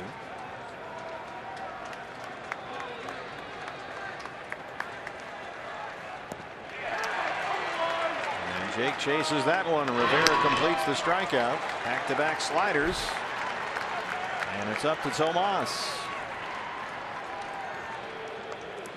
The whole at bat was set up by the bad pitch that was called a strike on that first delivery from Familia. And then back-to-back sliders down and in. Jake just cannot hold up. Well, Tomas tonight has homered for the 2nd game in a row. A solo shot, his 23rd. Diamondback Live post-game show follows our ball game. Joe Borowski standing by with Jody Jackson. Tomas swings at the first pitch. Hits a ground to the shortstop, and that's the ball game. A 1-2-3 9 for Familia. He chalks up another save to his major league leading total. And the Mets, for the first time this year, have beaten the Diamondbacks 7-5 as the heart of the order goes quietly here in the 9th. A little better battle from the Diamondbacks tonight, however. When they fell behind, they didn't quit. They kept putting together good at-bats until the final inning there against Familia. Much better than we saw in Boston. So a lot of work for Joe Borowski. A lot of things to break down here tonight. Let's get the D-backs live post-game show started with Jody Jackson. Jody. All right, thanks so much, Steve. Yes, Bob was right there. Certainly this Diamondbacks team battled back, not able to get it done. Mets finally get one here. Now, Braden Shipley, we look at young players here for the D-backs. Braden Shipley struggled tonight, 6 runs that he gave up that were earned. But on the other side, Mitch Haniger, another young player we just got our first look at tonight, had a great debut. He sure did. Anytime you can go out there, and you want to get that first hit out of the way in your first game, because who knows when it might come along. Sometimes you go a week or whatever, but I thought Haniger played a really good game. All right, so we'll take a look at Mitch Haniger's night, not only at the plate, but also in the field. Joe, of course, will break down what went wrong for Braden Shipley, what went well for Noah Syndergaard this time around. We will bring it to you here in moments. Diamondbacks Live, presented by CenturyLink, your post-game show coming up next. And there's a look at it, Mitch Haniger. His first major league hit, followed it up later with another hit. Tonight, the final 7-5 Mets win it. Reaction coming your way here on Fox Sports Arizona.